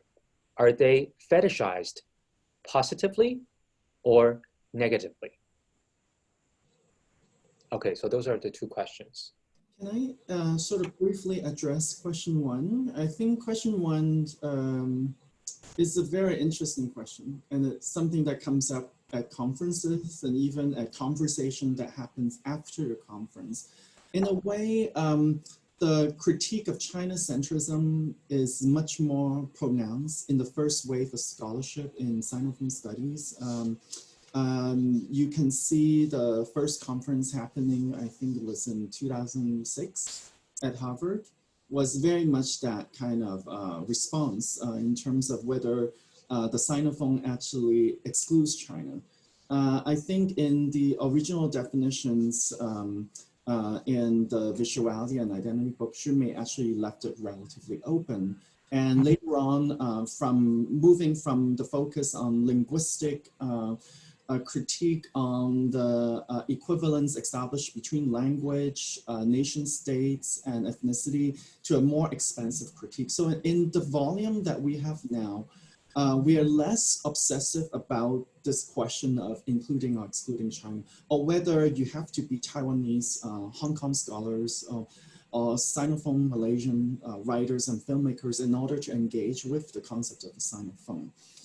So we sort of brackets this anxiety and actually say, hey, can many practitioners and many scholars from history and anthropology actually take up the concept of the Sinophone? And so for Nathan, one of our contributors, he looks at the dominance of language and the dominance of white expat activism in Hong Kong, and critique both Anglocentrism and sort of Cantonese divide, English Cantonese divide. For the other chapter by Mian Chen, he looks at murder, sort of homosexual murder case in Tianjin, and then its Sinophone adaptation across histories, and how dramas in Taiwan and other places have sort of adapted that narrative. So I think it really depends on, on the one hand, it is about the Sinophone can be taken up by people who are interested in mainland, in modern Chinese literature to expand the existing canon of what can be counted as modern Chinese literature and history. But on the other hand, it does invite scholars to challenge this categorical centrism. So I think it serves both ways, and it really depends on how that particular practitioner is doing the work of retracing genealogy, or whether denaturalizing and deconstructing such an assumption of canon, genealogy, and tradition. I'll just keep my answer to my reply to Yisheng's question very quickly. I'm only what do you call this? I'm only familiar with representations in popular culture and also in some parts of literature. So the sexual politics, as I mentioned in my presentation, much of the emphasis on Chinese Filipino representation is precisely on the theme of otherness and on alienation. But in the way they are presented, usually it is within the setting of family drama, right? So I think that there is still a very, very strong heteronormative, heterosexual inclination protecting the, restoring the family, saving the siblings from the kidnappers, among other things. So it's really, in many ways, preserving that. But once more, it is within the context, actually, of addressing this issue of alienation. I forgot to mention in the credits of the first Manopa film, what Lily Monteverde, the Chinese Filipino producer, actually did was she presented a montage of famous Chinese Filipinos across history, including the supposed national hero of the Philippines, Jose Rizal, with the statement that we have always been here, we're part of the nation, among other things. And I think that's particularly relevant, especially these days when there's a lot of tension between the Philippines and and China, right? Because of all these tensions in the South China Sea, and there's this dangerous but very incorrect conflation between Chinese migrants and Chinese workers and Chinese Filipinos, and so therefore that sense of alienation and otherness is still present until today. And I think that is what these representations are addressing. Not to say that there's no sexual politics, but that is the focus within a representation that is still in many ways heteronormative still. So something like that.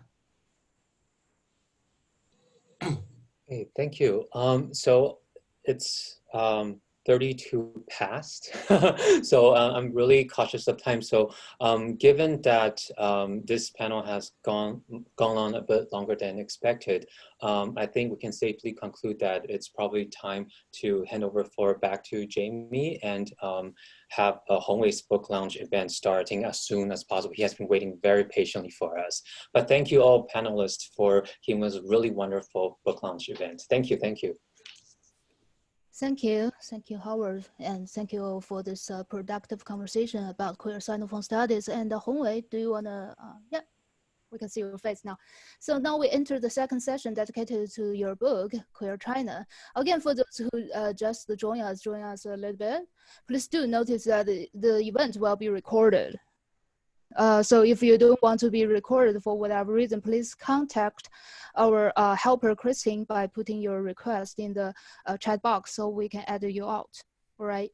So the author of Queer China, Hongwei Bao, is an associate professor of media and cultural studies at the University of Nottingham, UK, where he also co-directs Center for Contemporary East Asian Cultural Studies. He's the author of Queer Comrades, Gay Identity and Tongzhi Activism in Post-Socialist China, published in 2018 with Nias Press, and also the author of Queer China, Lesbian and Gay Literature and Visual Culture under Post-Socialism, published earlier this year with Routledge. So yeah, Hongwei, it's yours. Great. Thank you, Jamie. So can I make my acknowledgements first? Because I know that it's pretty late for Howard and he's probably going to leave at some point. But let me thank Howard Chiang and Jamie Jing Zhao for their insightful critiques and suggestions for my manuscript. They are my manuscript, two of my manuscript readers, and I benefited a lot from their insightful suggestions. And of course, I have a lot of other people to thank, including my queer friends, colleagues, and activists and artists from Queer China and the Sinophone sphere. So that's a brief, thank you acknowledgement. Now I'm starting to share my screen, so hopefully you will be able to see my screen and PowerPoint.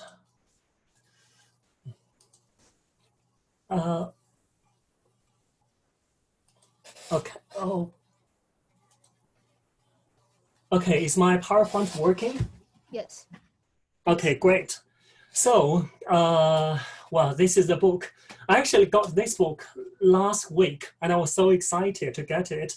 It's better than I expected, pretty much because after working on a book for many years, and sometimes one can't believe that this book actually can exist in real life. And this is a beautifully designed book. The book cover is designed by queer filmmaker and artist Zhao, which I'm going to introduce in a minute. So on the right-hand side, you'll see Zhao and her partner Ming working on a camera. They are filmmakers and they work together on many films together, including Women 15 Minutes, 女人50分钟, which are analyzed in chapter 2 of Queer China. They have also collaborated on some art projects, including paintings and photography, etc. And the book cover, this beautiful book cover, is one of Zhao's artworks called Mandarin Duck and Butterfly Series, 鸳鸯蝴蝶系列. Zhuangzhou Dreams of a Butterfly, 庄周梦蝶. Those who are familiar with classical Chinese and modern Chinese literature will immediately recognize the reference. So I chose this picture. Well, it's a beautiful picture for sure, and it has homoerotic elements in it. But most importantly, this picture captures what I call metamorphosis or post-socialist metamorphosis. In my book, Queer China, I use post-socialist metamorphosis as a theoretical framework to describe a kind of cultural production and identity formation in contemporary China in the post-Mao era. So the term is actually pretty straightforward. So it is used to describe the transformation, a process of transformation, a becoming rather than being, and it functions on two levels. The first level is a societal level, so which refers to the dramatic social changes in China's post-Mao and post-socialist era. And the second level is at the individual level, how individual desires, genders, sexualities, and identities have been changed or have been shaped by individual and societal circumstances. It is a connection between this societal level and individual level that attracts me the most.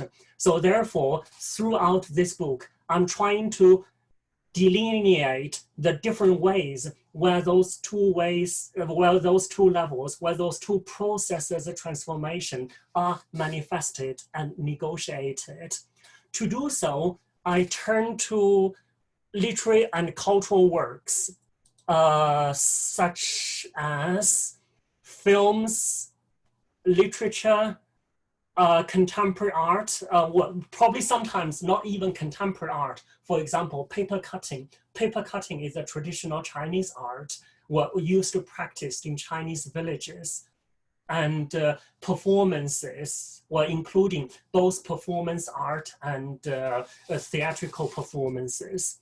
So the focus on art and literature is, in a way, actually important because in the past, queer China studies and queer Sinophone studies have focused primarily on sociological and anthropological research into queer lives in China. And my last book was about queer activism in China. And after finishing that book, I've realized that, in fact, we need to rethink some of the key concepts, such as activism. What is activism in the Chinese and Sinophone context? And somebody say that in the PRC, there's no political activism because the kind of pride parade and coming out politics, etc., are not that common or are usually working under serious political constraints. And there are only, according to some people, so queer activities or queer cultural productions. And my argument is those queer cultural productions are important forms of activism, what I call cultural activism. And these kind of soft activism function as important ways of political engagement. They help with community building, identity formation, and articulation of certain gender, sexuality, and politics. So they should be given due attention. This book's focus is therefore on the cultural production in the PRC since the 1980s, with a focus on the post-2000 cultural sphere. So the examples that I have chosen, I've chosen 7 case studies, including queer films, documentaries, and theatrical performances, contemporary art, etc. And in this book, I'm trying to argue for the importance of culture in identity formation, community building, and social activism. And more importantly, I challenge the kind of identity politics usually used in social movements and activism studies. So yes, identities are important. However, we should also be reflexive about identities and disentangle identities in specific ways. And those forms of cultural production, it seems to me, are important because they not only represent identities or articulations of desires, these constructions of identities are often not so static. And there are always ways to untangle those identities, or those identities have moments of disruption and dissipation. So it is those moments of disentanglement and dissipation that really attracts me. So that's what I see as the kind of the role of art, literature, and cultural production in helping us thinking about identities and politics. The book is divided into 4 parts. So they pretty much follows a chronological order, but there are also, I mean, twists and turns. And I'm using, broadly, I'm using a Deleuzean framework to trace the kind of emergence of identities and desires and its articulation in kind of national, regional, transnational, and urban contexts, and see how those becomings have taken on certain forms at a particular historical moment, and how those historical moments are always unstable, and they have potentials, actually, they embody potentials for identities to be deconstructed or to be reformulated.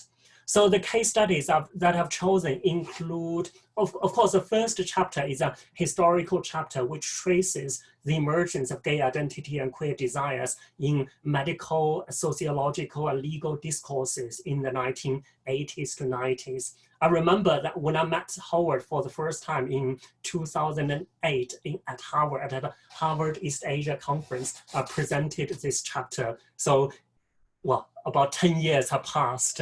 So that's the first chapter, which is a historical background. And the second chapter is analysis of Shi Tou's documentary, Women 15 Minutes. This film for me is quite interesting because it is a film that documents different forms of women's lives.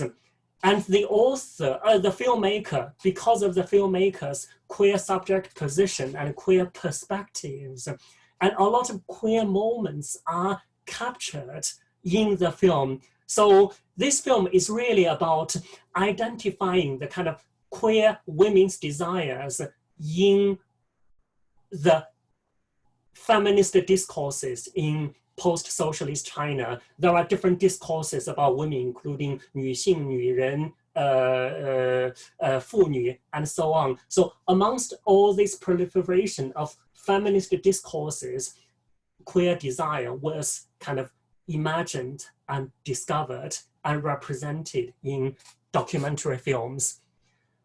The second section analyzes 2 stories. Probably most of you are familiar with the first story, which is Beijing story, later adapted into a film called Lan Yu. And then there's also a kind of Supergirl fan fiction story called Pink Affairs, 绯色事. And this story is also pretty interesting because it portrays a kind of homoerotic love story between 2 Supergirl contestants. Of course, it's a fan fiction. But what attracts me about those 2 case studies or about those 2 stories are that the first, there is a kind of anti-essentialist notion of identities. Both characters or protagonists actually come to their gay identities or lesbian identities through historical contexts, through encounters with kind of historical circumstances. And what's also interesting is that they all manifest the kind of structure feeling in China, in the 2000 China at the time, which articulates certain desires, including transnational imagination, middle-class dream, and so on. So it is those desires, actually, that embody potentials for queer desires to be articulated. And then the third part, and the third part documents 2 urban engagements. So the first, chapter 5 is about Fan Purpose documentary, which documents a same-sex wedding event in the center of Beijing. So this event is interesting because it's actually a kind of flash mob type of activism, so which helps us think about what forms of visibility, coming out, and representational politics in terms of gay identity in relation to urban space. But the characters in this film or in this chapter are pretty much middle-class, urban, young Chinese. And they form a strong contrast with the characters portrayed in Mu Cao's poems. Mu Cao is a migrant worker who migrated from his home province to Beijing and doing odd jobs here and there. In his spare time, he wrote poems and published novels. His recent novel was translated into English and by Scott Myers and published. So what's interesting about his film, about his poems, is that his poems portray kind of working class and migrant lives that have not been given much attention in Chinese and Sinophone queer studies to date. And those two case studies form a strong contrast and juxtaposition to showcase the different identities, desires who occupy different spaces in a kind of dramatic process of China's urbanization and neoliberal transformation. And the last section, queer migration, focuses on queer articulations in a transnational and translocal context. Chapter 7 analyzes a documentary film which documents a kind of drag show performance in Shanghai performed by some expats. And those expats are often actually marginalized in their own countries. When they come to Shanghai, they form a kind of close bond drag community and enacted a kind of queer minor transnationalism. Well, Chapter 8, which is about the queer paper cutting artist Xi Yadie, he transformed from a farmer to a queer artist, which is an interesting process. And if we analyze his biography, we'll see that actually transnational LGBT movement and international market, art market, and international capital has a big role to play in his transformation of identities. But we can also see that art and artistic engagement also allows him certain types of queer autonomy or agency in reshaping and refashioning his own identities and lives. So overall, all those case studies have documented different forms of queer becomings, and those different forms of queer becomings are closely intertwined with China's social changes in the post-socialist era, and in particular after China's entry into the WTO. And the appendix of this book documents queer events from 1981 to 2019. It's actually probably the most time-consuming chapter that was section I've spent, but I hope that this chronology will be helpful to historians and queer community members. So this book has some resources, including on its publisher's website. It has a kind of companion web page. Well, basically, when you go to the website and click on this ugly picture or whatever, Hongwei Bao, and learn more about, and there will be some interviews, articles, and news and updates, videos related to the event. So you're welcome to use it in your teaching and learning if necessary. And the Routledge, the publisher, also provides a kind of voucher. If people want to buy Queer China, then you can use this voucher and discount code FLR40 to get a 20% discount. So that's all for my presentation. Thanks very much. Thank you, Hongwei. Thank you for especially for your effort to get up so early. I know it's like around like 6, 7 a.m. in the UK, right? So thank you for getting up so early and providing such a so provoking book talk. So now it's my turn to discuss Hongwei's book. So for those who just joined us, I'm Jamie Zhao, Assistant Professor of Communications affiliated with Liverpool University's China campus. It's called Xi'an Jiaotong Liverpool University. So since both Hongwei and I would like to leave more time for Q&A with our audience, I will keep my discussion of the book relatively short. So in fact, both Howard and I, like just mentioned by Hongwei, Howard and I were the discussants for Hongwei's first book, Queer Comrades, right? When we had another joint book launch event at the 2018 Crossroads Conference in Shanghai. So I can see that some of our suggestions have been taken into consideration in the writing of Queer China, the second monograph of Hongwei. For instance, both of us commented that comrades or 同志, this word often has a kind of gendered bias when being used in China's public and popular cultural discourses, and also not only within LGBTQ culture, but also when it was used in perhaps like socialist Chinese context, right? 同志 often refers to like cis male, even in LGBTQ, today's LGBTQ community is more commonly used as another label for gay men, perhaps, or say gender sexuality, non-normative cis males. And like what Lucetta talked about when we discuss Chinese lesbians or trans lalas, we use the term female 同志, right? So in addition to this already gendered connotation of 同志 term itself, I guess I would say another emerging issue or a problem in queer China studies is that we have more and more scholars. That's good. We have more and more scholars who are interested in and more publications dedicated to male homosexuality or male homoeroticism in China, but only few focusing on female same-sex desires.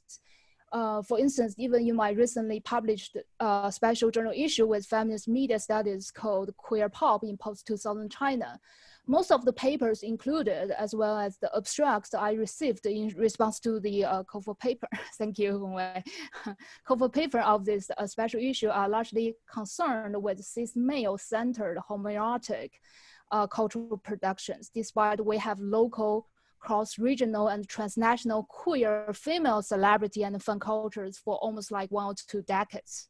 So I feel so happy to see that in Queer China's book, Hongwei includes several chapters dedicated to queer women's cinematic and online cultural productions, as well as transgender theatrical performances on a more like cosmopolitan transnational stage, right? This helps to criticize the negligence of marginalization of lesbianism, bisexuality, and transgenderism within China's LGBTQ academic inquiry. So I, in fact, recommend reading the 2 books by Hongwei, Queer Comrades and Queer China together. As Hongwei said somewhere in the book, so there is a shift of focus from queer activism in Queer Comrades to queer cultural productions in Queer China, the second book, such as dragging, paper cutting, and online fan fiction. Right, the 2 books combined together help to further review the pervasiveness and multidimensionality of queerness within an authoritarian Chinese setting. So we already entered 2020. Perhaps our next step should be to understand China as never operated in a Western imagined normative way. I think Howard once argued in his 2014 JLQ piece titled Queering China, a New Synthesis. He argued that to deconstruct what the category of China itself might mean in a non-normative sense, that is to queer China from outside in. Then as queer China studies scholars, or as what Hongwei's books have already suggested, perhaps now we are ready to queer China and Chineseness inside out, right? I also have other 2 points that I want to discuss during this event, both related to the chapter on queer fan fiction, because I saw a lot of people whose names shown on the registration list are focusing interested in Chinese queer media and fan studies, also like queer fandom studies is one of my specialties. So I would like to focus more on this topic in my discussion. I much appreciate the opportunity to read earlier draft of this book, Queer China, last year. In earlier version of the book's manuscripts, there actually was no one chapter about queer fan culture or fan fiction writing. So when I got the published version of the book, eventually earlier this year, the chapter on pink affairs, or say 绯色事, right? Right, it came to me as a surprise. Of course, a very nice surprise, because this specific 绯色事, this specific fan fiction was circulated on the platform Baidu Postbar, Baidu Tieba, around 2007. And I dedicated one of two chapters of my master's thesis to study this fan fiction. The fanfic was about two female participants of the 2006 Supergirl competition. This reality TV show called the 超级女生 was very famous in mainland China.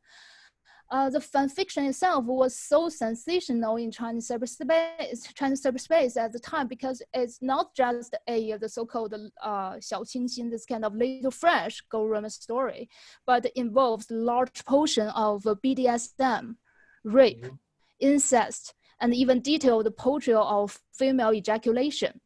Okay, so I remember the very first academic publication about 绯色事 or pink affairs is done in 2009 or 2010 by our mutual friends Lin Yang, based at Xiamen University, right? The publication was is in Chinese, and then in 2012, Hongwei and Lin Yang co-authored and published another piece in English about the fan fiction in the Journal of Cultural Studies. And around the same time, I actually finished my master's thesis on this fan fiction. So it's so nice, so moving for me to see, after so many years, there's still some new publications about this very famous, influential, sensational fan fiction.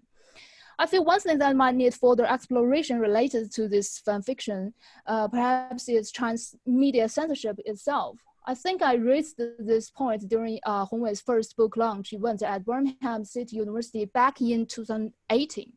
At the time, for some reason, Chinese TV censors started blurring or censoring images of rainbow, 彩虹, right, rainbow, because in some contexts, rainbow might have queer meanings or connotations, right?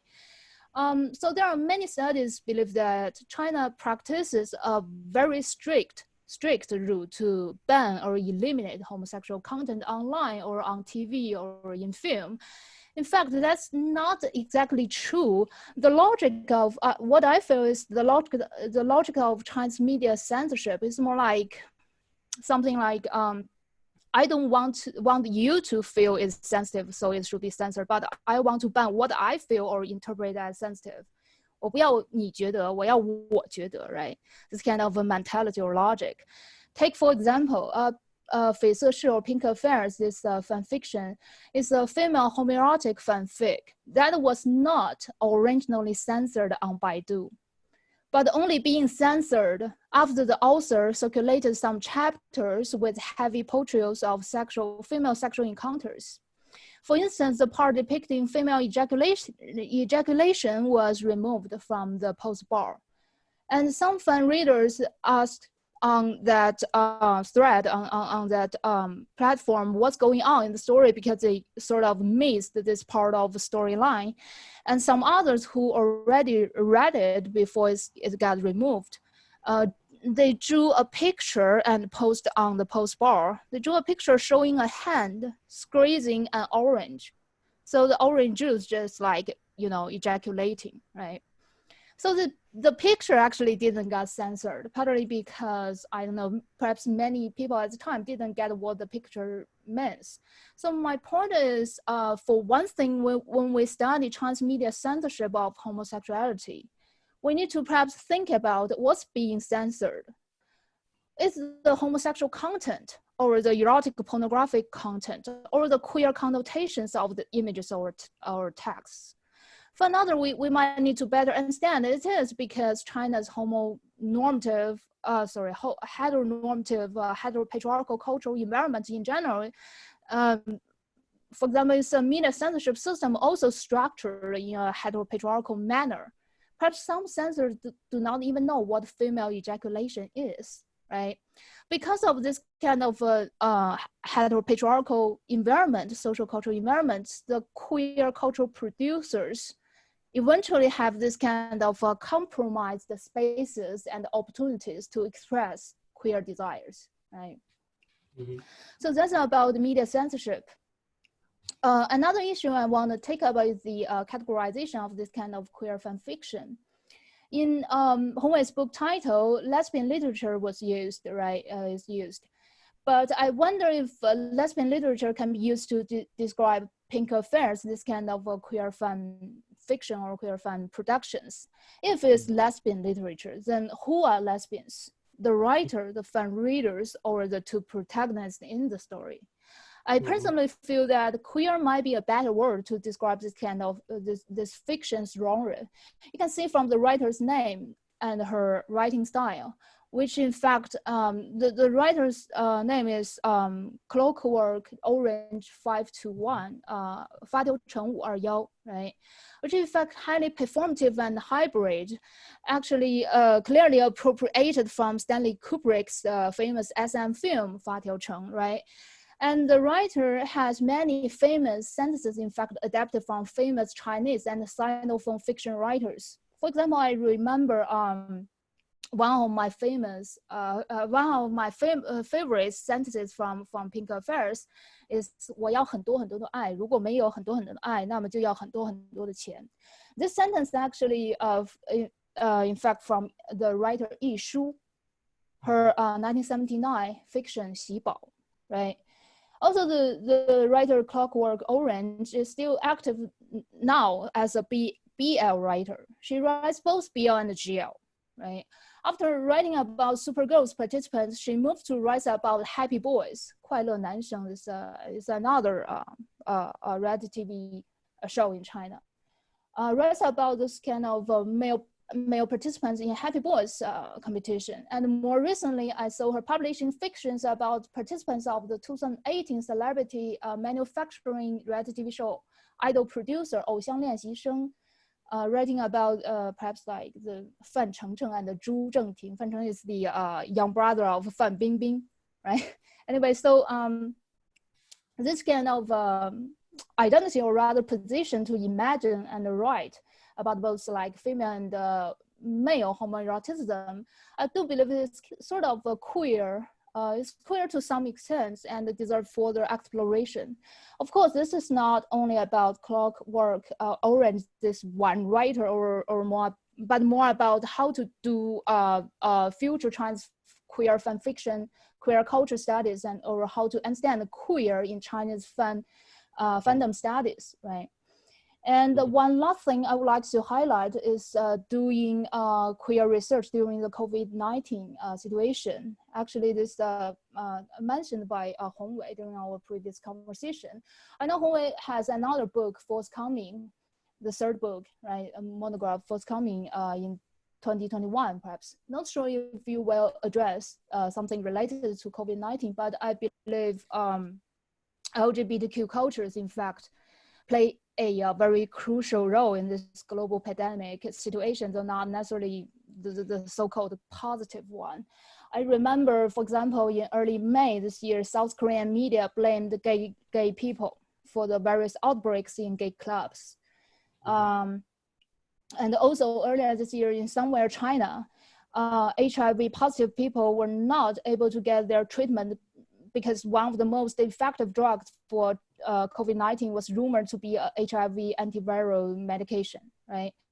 Also not to mention this kind of a surge of homophobia and racism worldwide in recent several months, right? So it's always like whenever the mainstream society cannot operate in a normal way, yeah, let's blame gender, sexual, and ethnic minorities, right? So I wonder if Hongwei or other speakers would like to speculate over this kind of issues. So that's actually all I got for today's discussion. Thank you. Back to Great, Hongwei. thank you very much, Jamie. That's a lot of questions. I'm conscious of the time, so I'm going to keep my answers short. There are a lot of things that we can discuss amongst ourselves. So the first question has to do with censorship. I agree with you that we need to ask the question about what's being censored. And I will add that we also need to ask who is doing the censorship or who is doing the censoring. For instance, the censorship of queer fan fiction, actually, and the censorship of Fan Pepe's Mama Rainbow and the censorship of the Beijing Queer Film Festivals, actually, are functioning at different levels, either because of their political sensitivity or because of their commercial sensitivity. Of course, those politics, commerce, and media censorship, etc., are interconnected. But in each case, they are manifested in different ways. I think this kind of cultural specificity and context will need to be paid more attention to. That's the first answer. The second issue with the title, lesbian literature. Well, in fact, actually, probably a lot of people will know that book title doesn't entirely rest with the author, and it's a fierce struggle or negotiation with the publisher. And in the publishing industry, they have their own rationales of promoting a book and so on. But I would like to say that queer, I agree with you that queer is an appropriate word in terms of this. But also, we also need to think about terms of things such as literature. What is literature? And fan fiction actually are usually excluded from the literary canon. Probably it's time to rethink about what counts as literature and whether kind of the sociological analysis of literary production and consumption also actually function as an important form of literary engagement. So that's the second answer. The last question pertains to COVID-19. I think I like the example that you gave. For example, those HIV crisis, drug crisis during COVID-19. However, there are also interesting things such as during the Wuhan lockdown, there are queer groups, local LGBT groups, which deliver HIV/AIDS drugs to gay people who have been locked down, who have no recourse to drugs. So, and also there are a lot of feminist groups who raise consciousness, raise people's awareness on domestic violence. A couple of months ago, I wrote an online article on what was the anti-domestic violence little vaccine practiced by Guo Jing, a feminist based in Wuhan. So my point is that although there is this hostile environment towards women and towards sexual minorities in the quarantine discourse, however, gays and lesbians and feminists are enacting a community by themselves, and they are establishing this mutual help group through grassroots communication or collaboration, helping each other. This kind of community spirit is very important.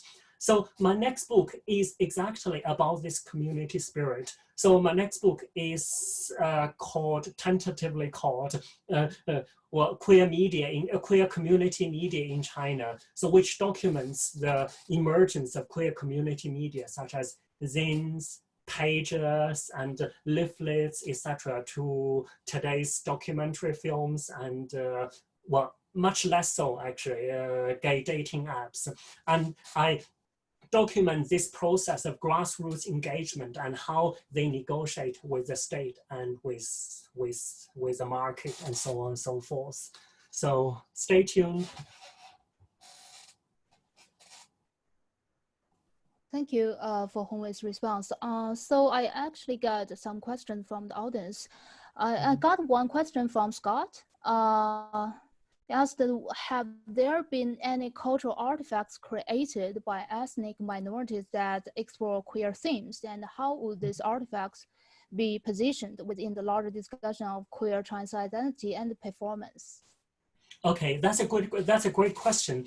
In fact, actually, Shitou and Mingming that I mentioned well, in my talk, both of them are from ethnic minorities. I think one of them is from Miao and the other is from another ethnic minority from Guizhou province.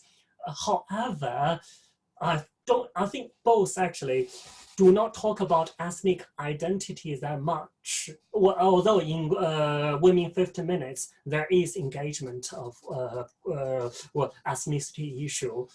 I would like to say that there are increasingly more and more ethnic minority artists and queer filmmakers. However, the articulation of ethnicity isn't very strong at the moment, and we're hoping to see more non-Han representations and artistic productions in the future. Okay. So any other questions for our speakers also, perhaps like you can raise any questions about the queer Sinophone keywords? Okay, so can I comment briefly on the queer Sinophone? So I like the discussions about the queer Sinophone and queer China.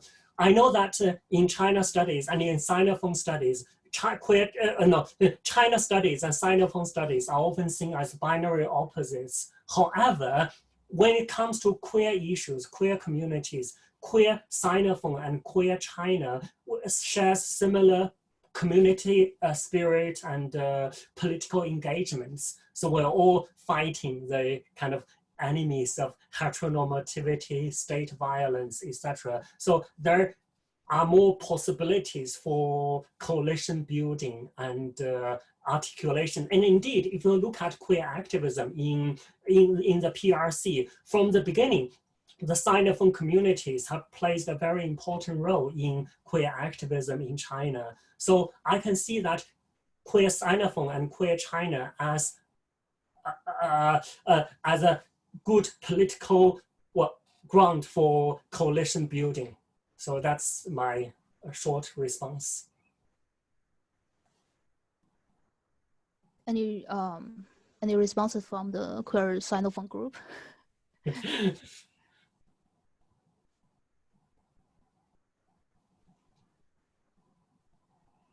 Okay, I actually got a question. I wonder if Howard, Alvin, and Hongwei could talk about how to do transgender studies within your queer Sinophone and queer China studies. Mm-hmm. Howard. Howard. Well, actually, thank you for cueing me, Hongwei and Jamie. Actually, that's one of the questions I had for Hongwei. Interestingly enough, because we do have, we saw that one chapter in your book that deals with documentary. And so I'm just kind of curious in general. I mean, you mentioned that we all know, all of us who have published books knows that publishers have their own rationale for why they title their books and how they market their books.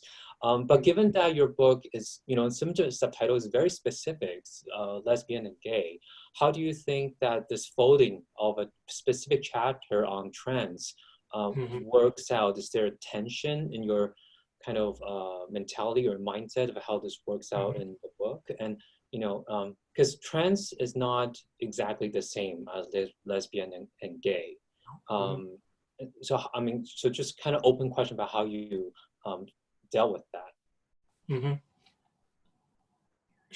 Shall I say now? Or? Okay, yeah, why not? so thanks for your question. So that chapter is actually more about drag. So it is a group of drag people who do drag rehearsals and performances. And I think that they align themselves more with RuPaul's drag shows than with transgender people, transgender identity. When I interviewed some of them, they actually don't identify with being trans at all. So it's difficult actually to say that whether it's gay or trans, etc. I think queer is probably a more apt label for a lot of people in my description. But again, as you mentioned, there are rationales for book marketing and promotion, which is sometimes out of the author's hand. But I'm also concerned with, for instance, writing about trans issues. my use of transgender is really, I mean, similar to the use of queer, which is destabilizing gender, sexuality, identity.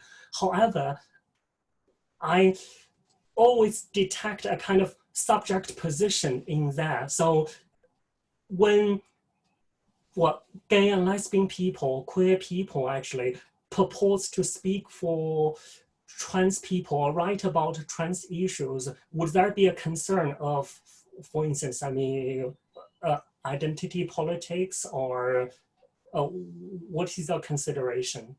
How do you deal with this dilemma? Yeah, I think that's an excellent question. I mean, so I don't want to kind of dominate the conversation too much, but I'm just off the top of my head, because as you know, you have read the manuscript for my forthcoming book as well. And so I have you to thank as well for contributing to that. And I tend to think that the way we separate trans and lesbian and gay identities as it is currently practiced in scholarly discourses tend to be pretty divisive, in the sense that the segregation may not be that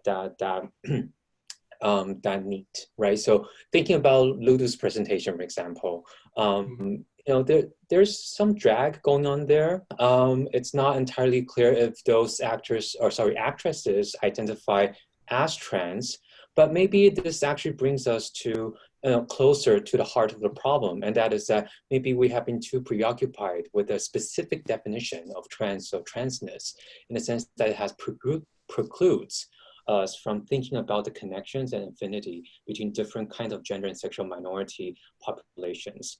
You know, and if you look at the history, I mean, I haven't talked a lot about history today, but if you look at the history of gender and sexual minority groups, that separation between lesbian homoeroticism versus trans have not always been so stable.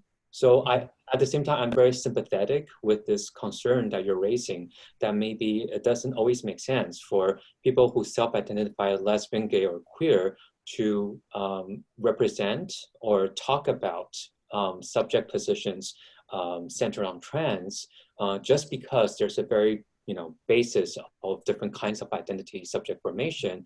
At the same time, maybe that needs separation in the Anglophone world or in different kinds of Francophone world doesn't always necessarily played out in the Sinophone world. Mm-hmm. But I know I mentioned Lulu's presentation.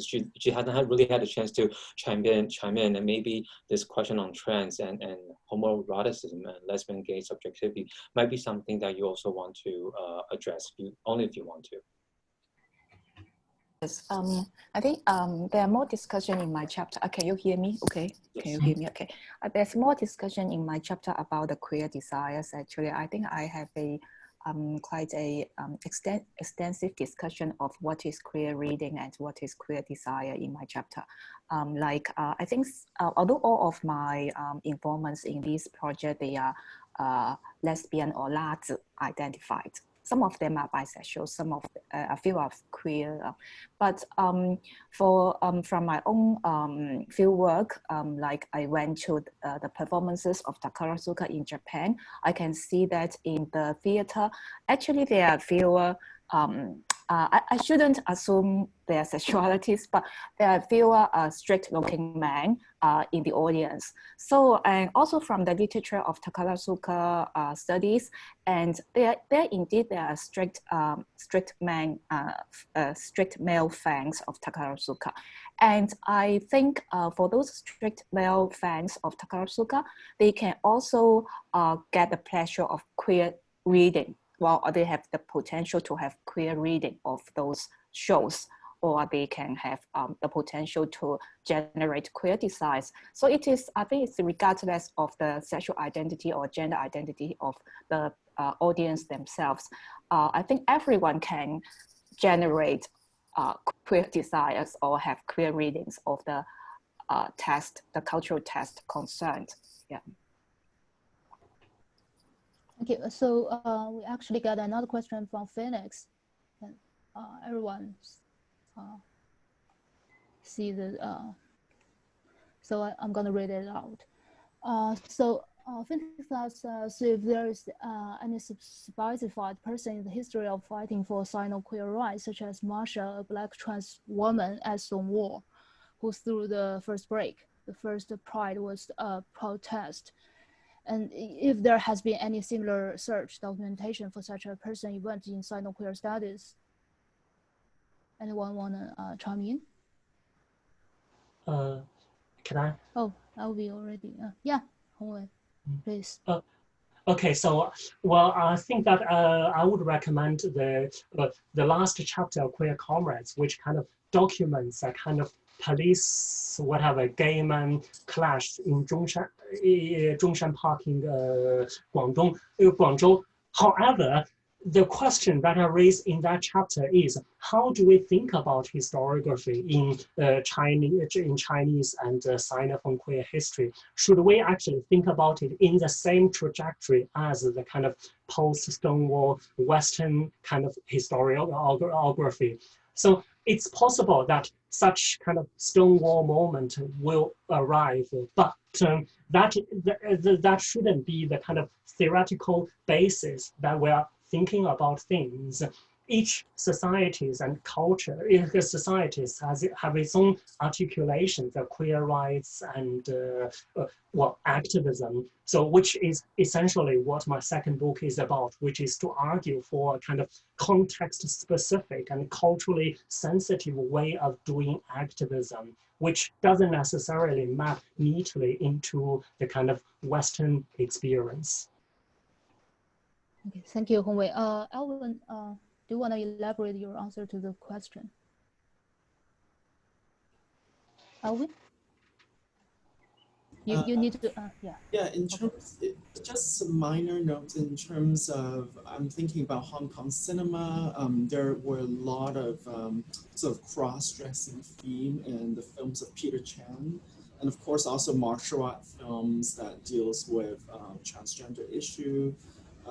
But more recently, we see a more serious treatment through genres such as melodrama, as we can see in the film Tracy. But some people also critique the film Tracy as being, the transgender narrative is a little bit over melodramatic.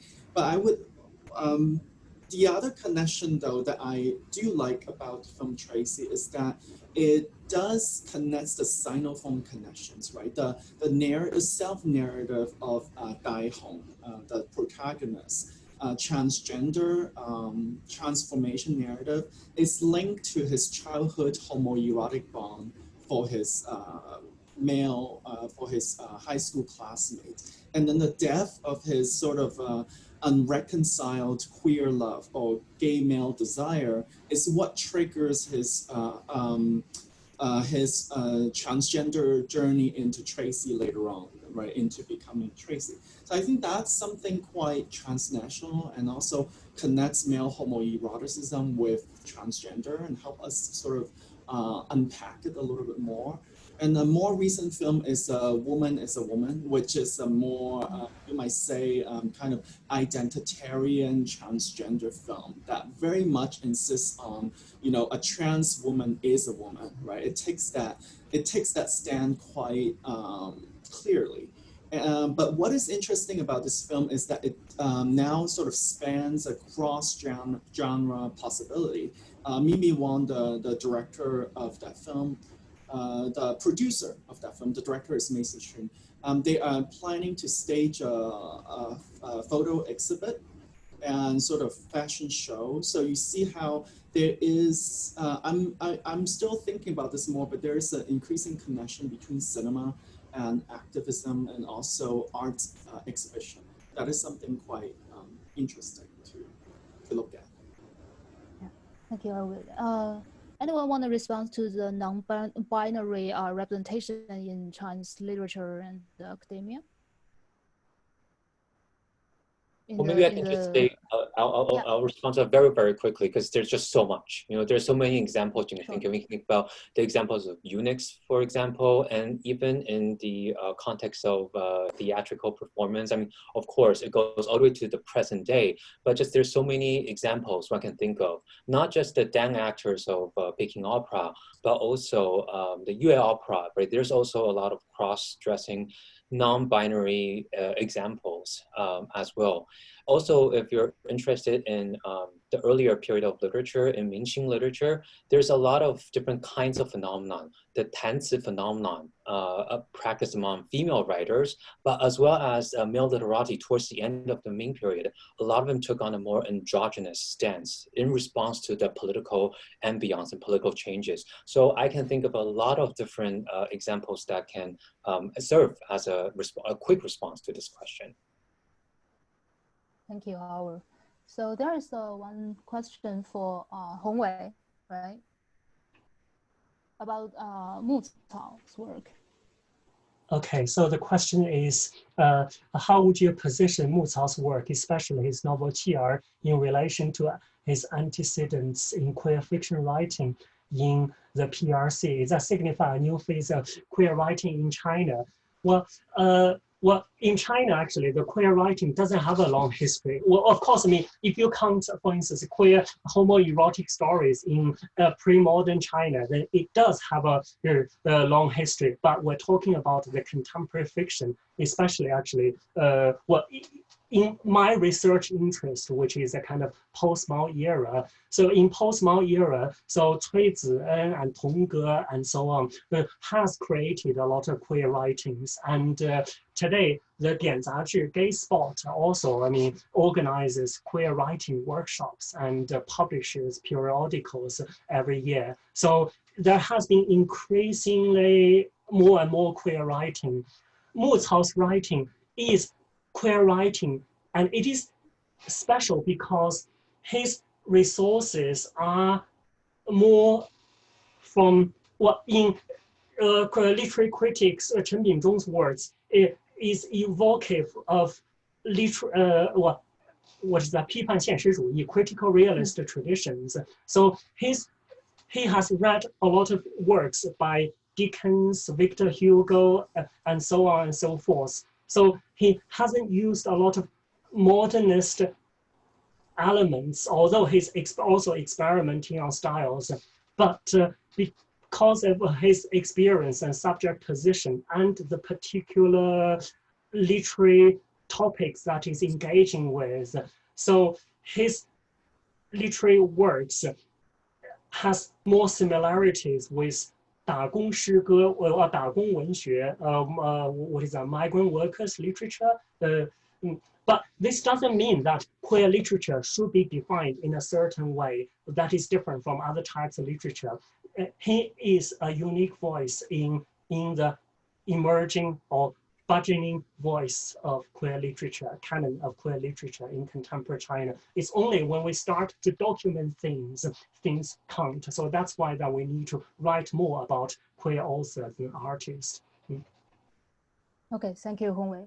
I think it's time to like any final remarks from our speakers. We already go over like half an hour, but thank for such because it's already like past midnight for Howard, right? It's already like 12:30, right? Thank you for joining us for this very productive conversation, and thank for Hongwei joining us, getting up so early in order to join us, and thank for Howard staying us for so late for this event. And just some, I want to advise another, or Alvin, do you want to advise our next month's event? The one with Tommy, do you want to? Exactly, is that July 16th? Yeah, exactly 1 month's time. Mm-hmm. Yeah. It's on the Cha Reading Series Facebook. It's organized by Tammy Ho Lai Ming. And it will feature Hongwei, me, and Jamie again. So if you're not bored with us yet, please join for the next discussion. Thank you for, Go ahead. Can I add that next time we do have something new to celebrate, which is Jamie Zhao's edited a new special issue of Feminist Media Studies on queer pop in the post-2000 China. And Jamie and Alvin also edited a special issue on queer media. It's titled it's another issue I co-edited with Alvin called "Making a Queer Turn in Trans-Language Media Studies," published with Continuum in August, right? Mm-hmm. So we're going to talk about different things or slightly different things. Yes. So yeah, thank you for joining us, and thank you for this very fruitful conversation, and for those wonderful questions. You can please feel free to email us if you have further questions about our research. And so I think we're gonna end the meeting, or any final words from? Oh, okay. Howard was like, so thank you. Bye. Bye. Thank you. Bye-bye. Bye-bye. I think only the host can end the meeting. I cannot. Okay. Thank you. Bye.